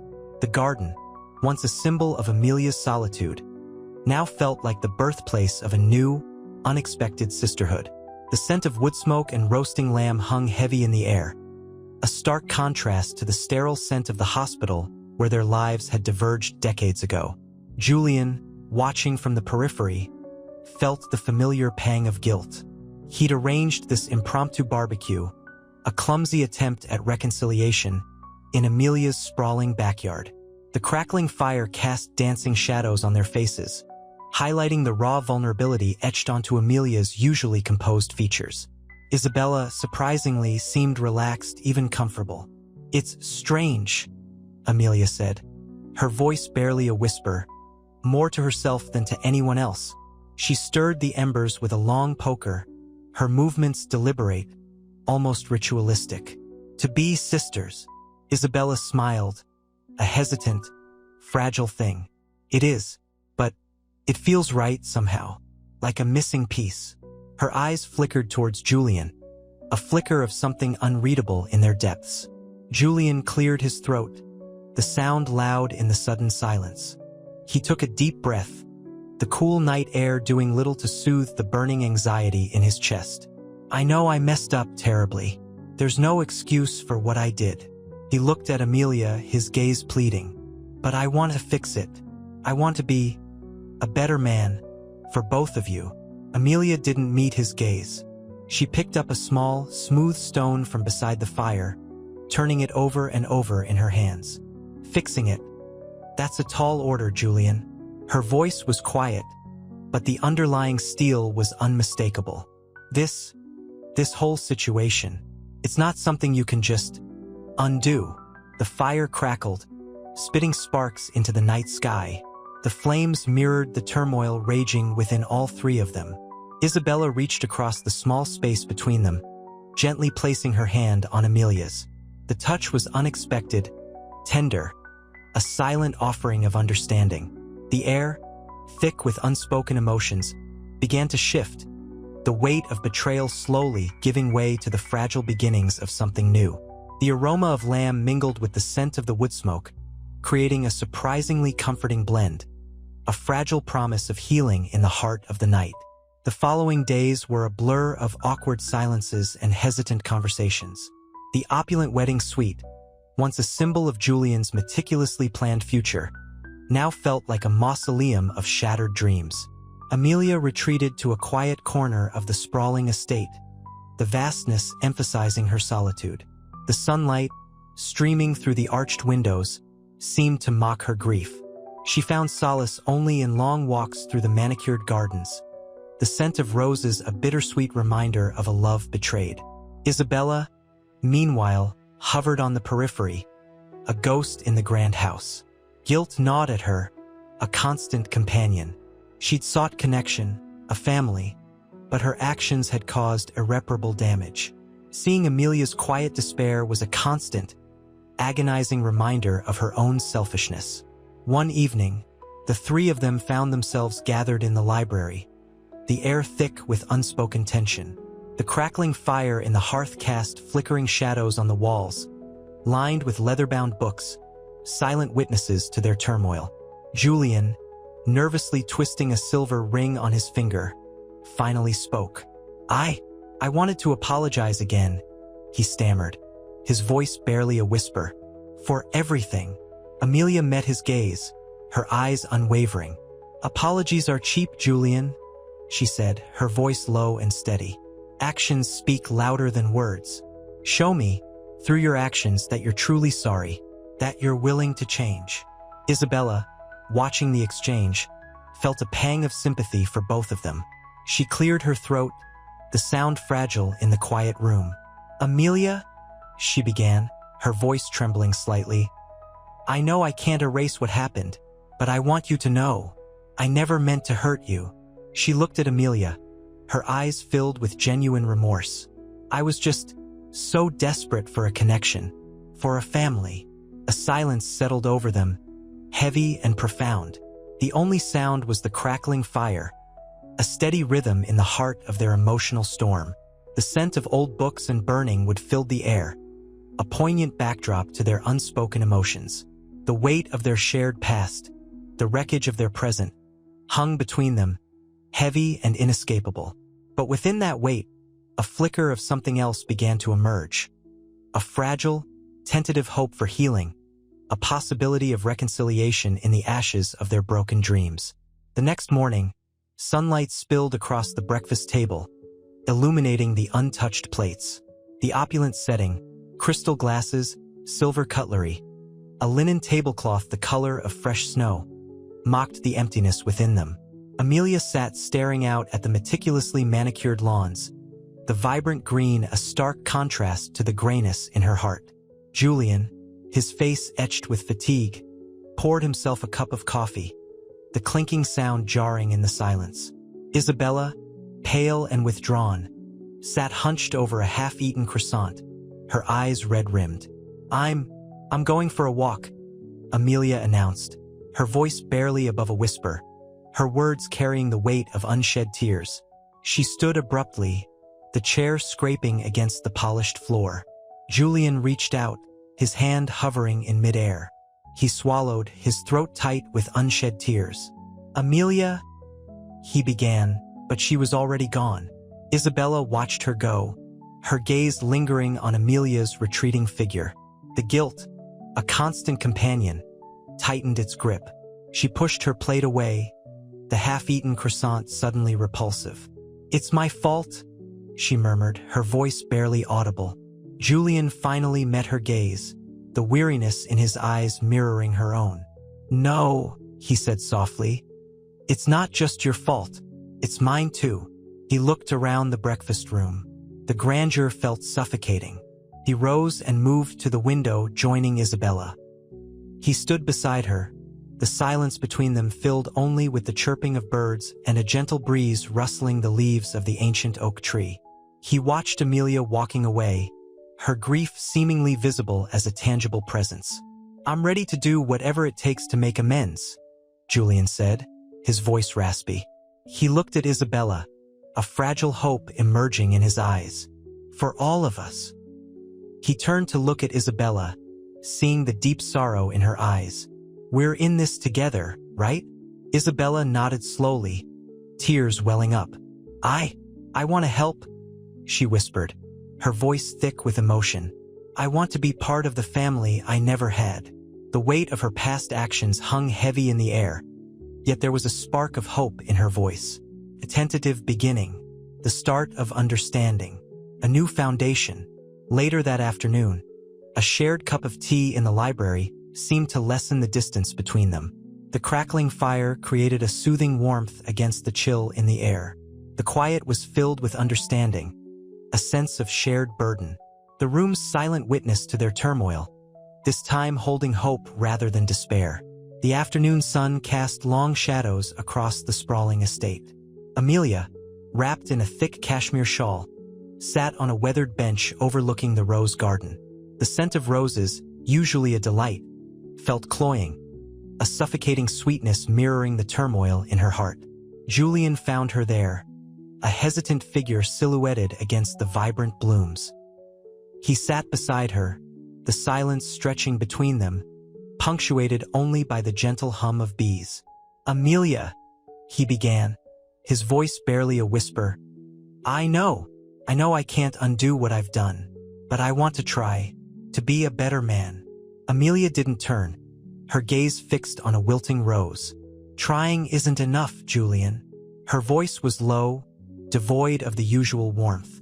The words hung heavy in the air, sharp and precise, each syllable carrying the weight of her hurt. He reached out, his hand hovering near hers. She didn't flinch, didn't pull away, but neither did she allow him to touch her. "I understand your anger," he continued, his voice thick with emotion. "I deserve it, but I also want you to understand the depth of my regret. I destroyed something precious, something real." He paused, searching for the right words, his eyes filled with a genuine remorse that seemed to reach beyond the surface. The silence stretched again, this time laced with a fragile hope. The setting sun painted the sky in hues of orange and purple, a breathtaking spectacle that failed to touch Amelia's sorrow. Yet, in that shared silence, a subtle shift occurred. The rigid lines of her shoulders softened ever so slightly. A tiny crack appeared in the wall of her pain. "Isabella, she's hurting too," he said, his voice barely a murmur. "She's lost so much, just like you. She's my responsibility as well."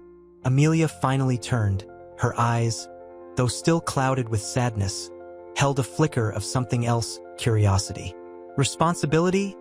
she repeated softly, her voice tinged with disbelief, but also a touch of something like understanding. The seeds of forgiveness, perhaps, taking root in the fertile ground of her grief. The weight of the situation rested heavily between them, a burden, yet a shared one.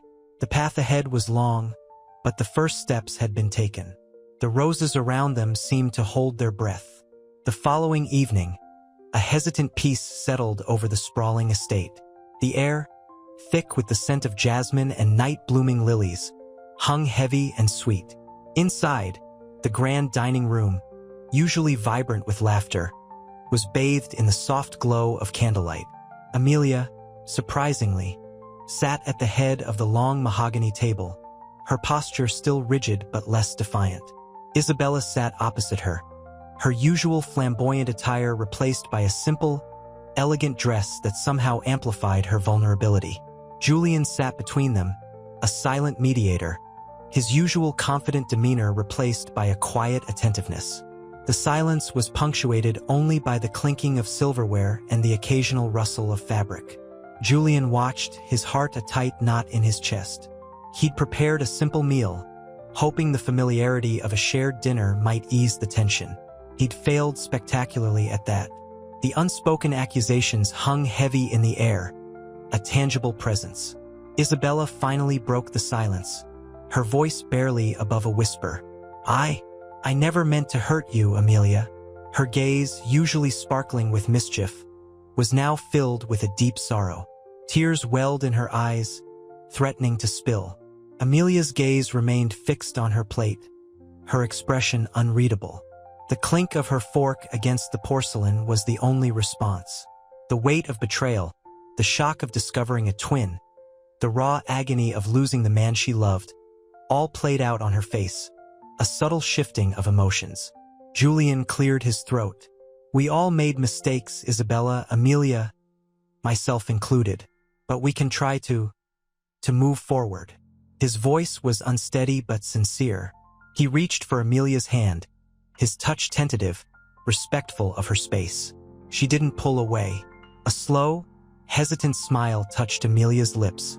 Perhaps, she whispered, her voice husky, but trust takes time.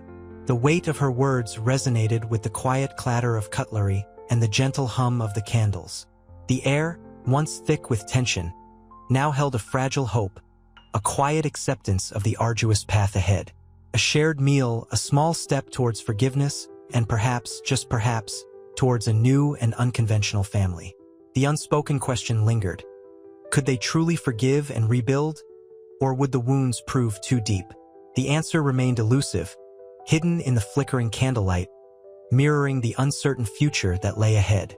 Days bled into weeks. The opulent estate, once a stage for Julian's meticulously planned wedding, now echoed with a muted sorrow.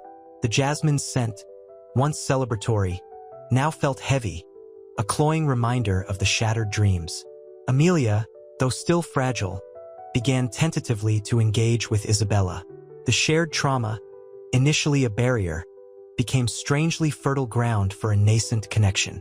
One afternoon, bathed in the soft light filtering through the conservatory's arched windows, they sat amidst a riot of orchids and ferns. Isabella, clutching a faded photograph of two giggling toddlers, spoke hesitantly. This was taken just before everything changed. Her voice trembled, a vulnerability starkly different from her usual confident facade. Amelia, gazing at the image, a mirror reflecting her own lost past, reached out, her touch gentle. I remember bits and pieces, a red wagon, a carousel, a feeling of safety before it all vanished.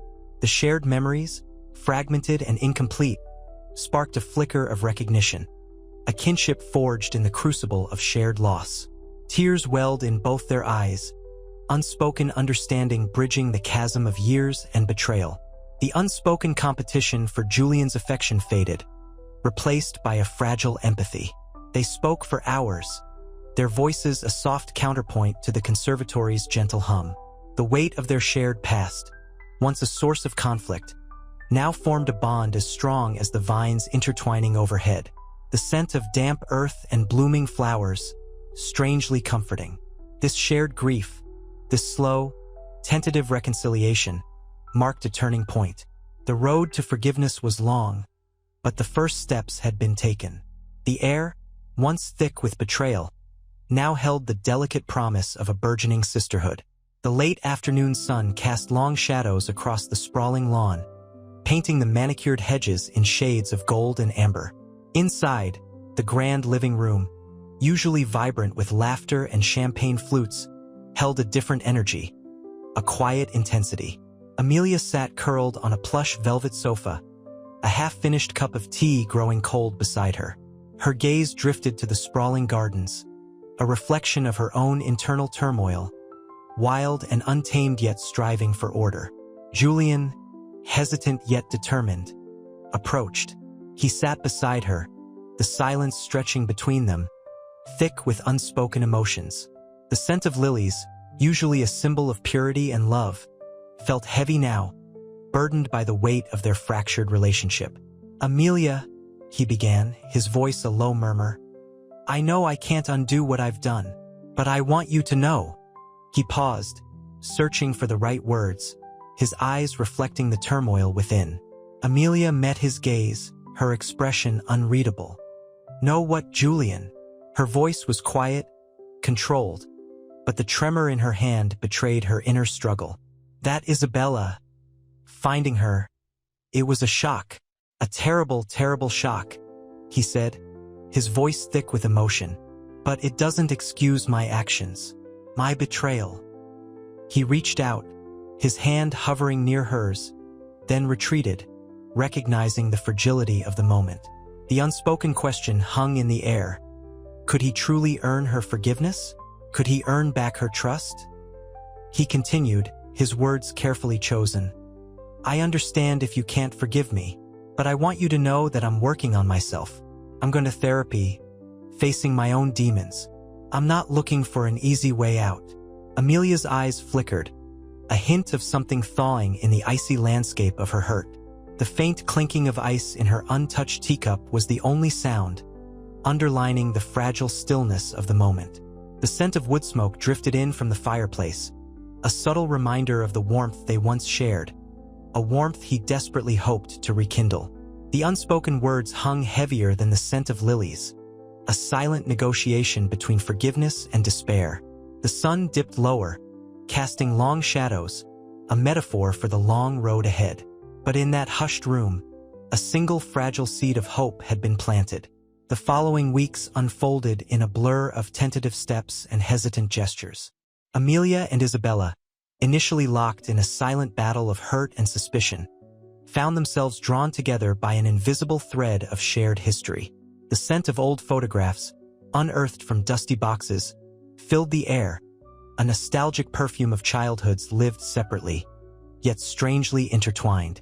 One rainy afternoon, huddled together on a plush daybed, Amelia traced the lines of a faded photograph, a picture of two identical little girls in matching dresses. She looks just like me, Isabella whispered, her voice thick with a mixture of awe and sadness. The shared trauma of separation, once a chasm between them, began to soften into a fragile bridge of empathy. The shared grief, a silent language spoken through tear-filled eyes and shared memories, slowly chipped away at the icy walls of their animosity. Laughter, hesitant at first, then blossoming into genuine mirth, filled the quiet corners of the sprawling mansion. They started sharing stories, filling in the blanks of their fragmented past. Amelia learned of Isabella's longing for a sister, her years of searching, her painful sense of displacement. Isabella, in turn, discovered Amelia's quiet insecurities, her fears of not being enough, fears that Julian's infidelity had brutally exposed. One evening, as the sun dipped below the horizon, painting the sky in hues of fiery orange and deep violet, they sat on the terrace, sipping chamomile tea. The soft murmur of their voices blended with the gentle rustle of leaves in the evening breeze. It's strange, isn't it?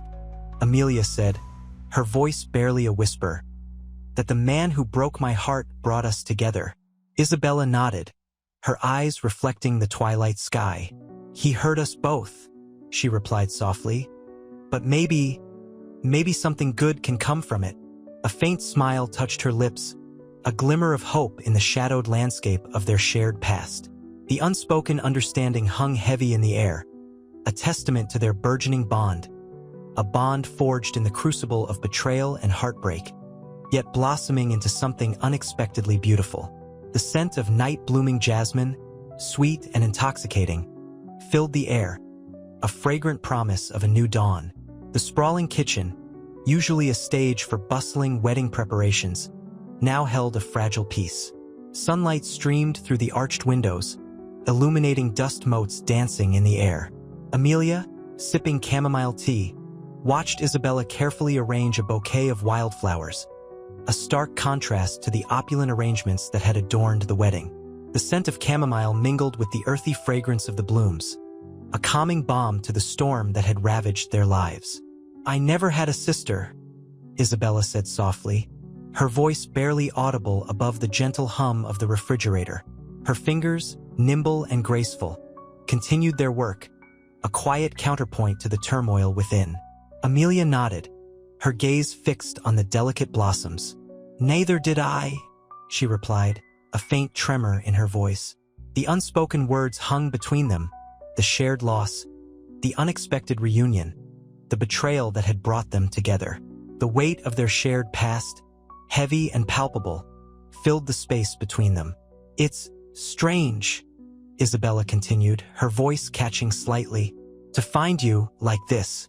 She glanced at Amelia, her eyes searching for understanding. A flicker of something akin to hope danced in their depths. Amelia smiled.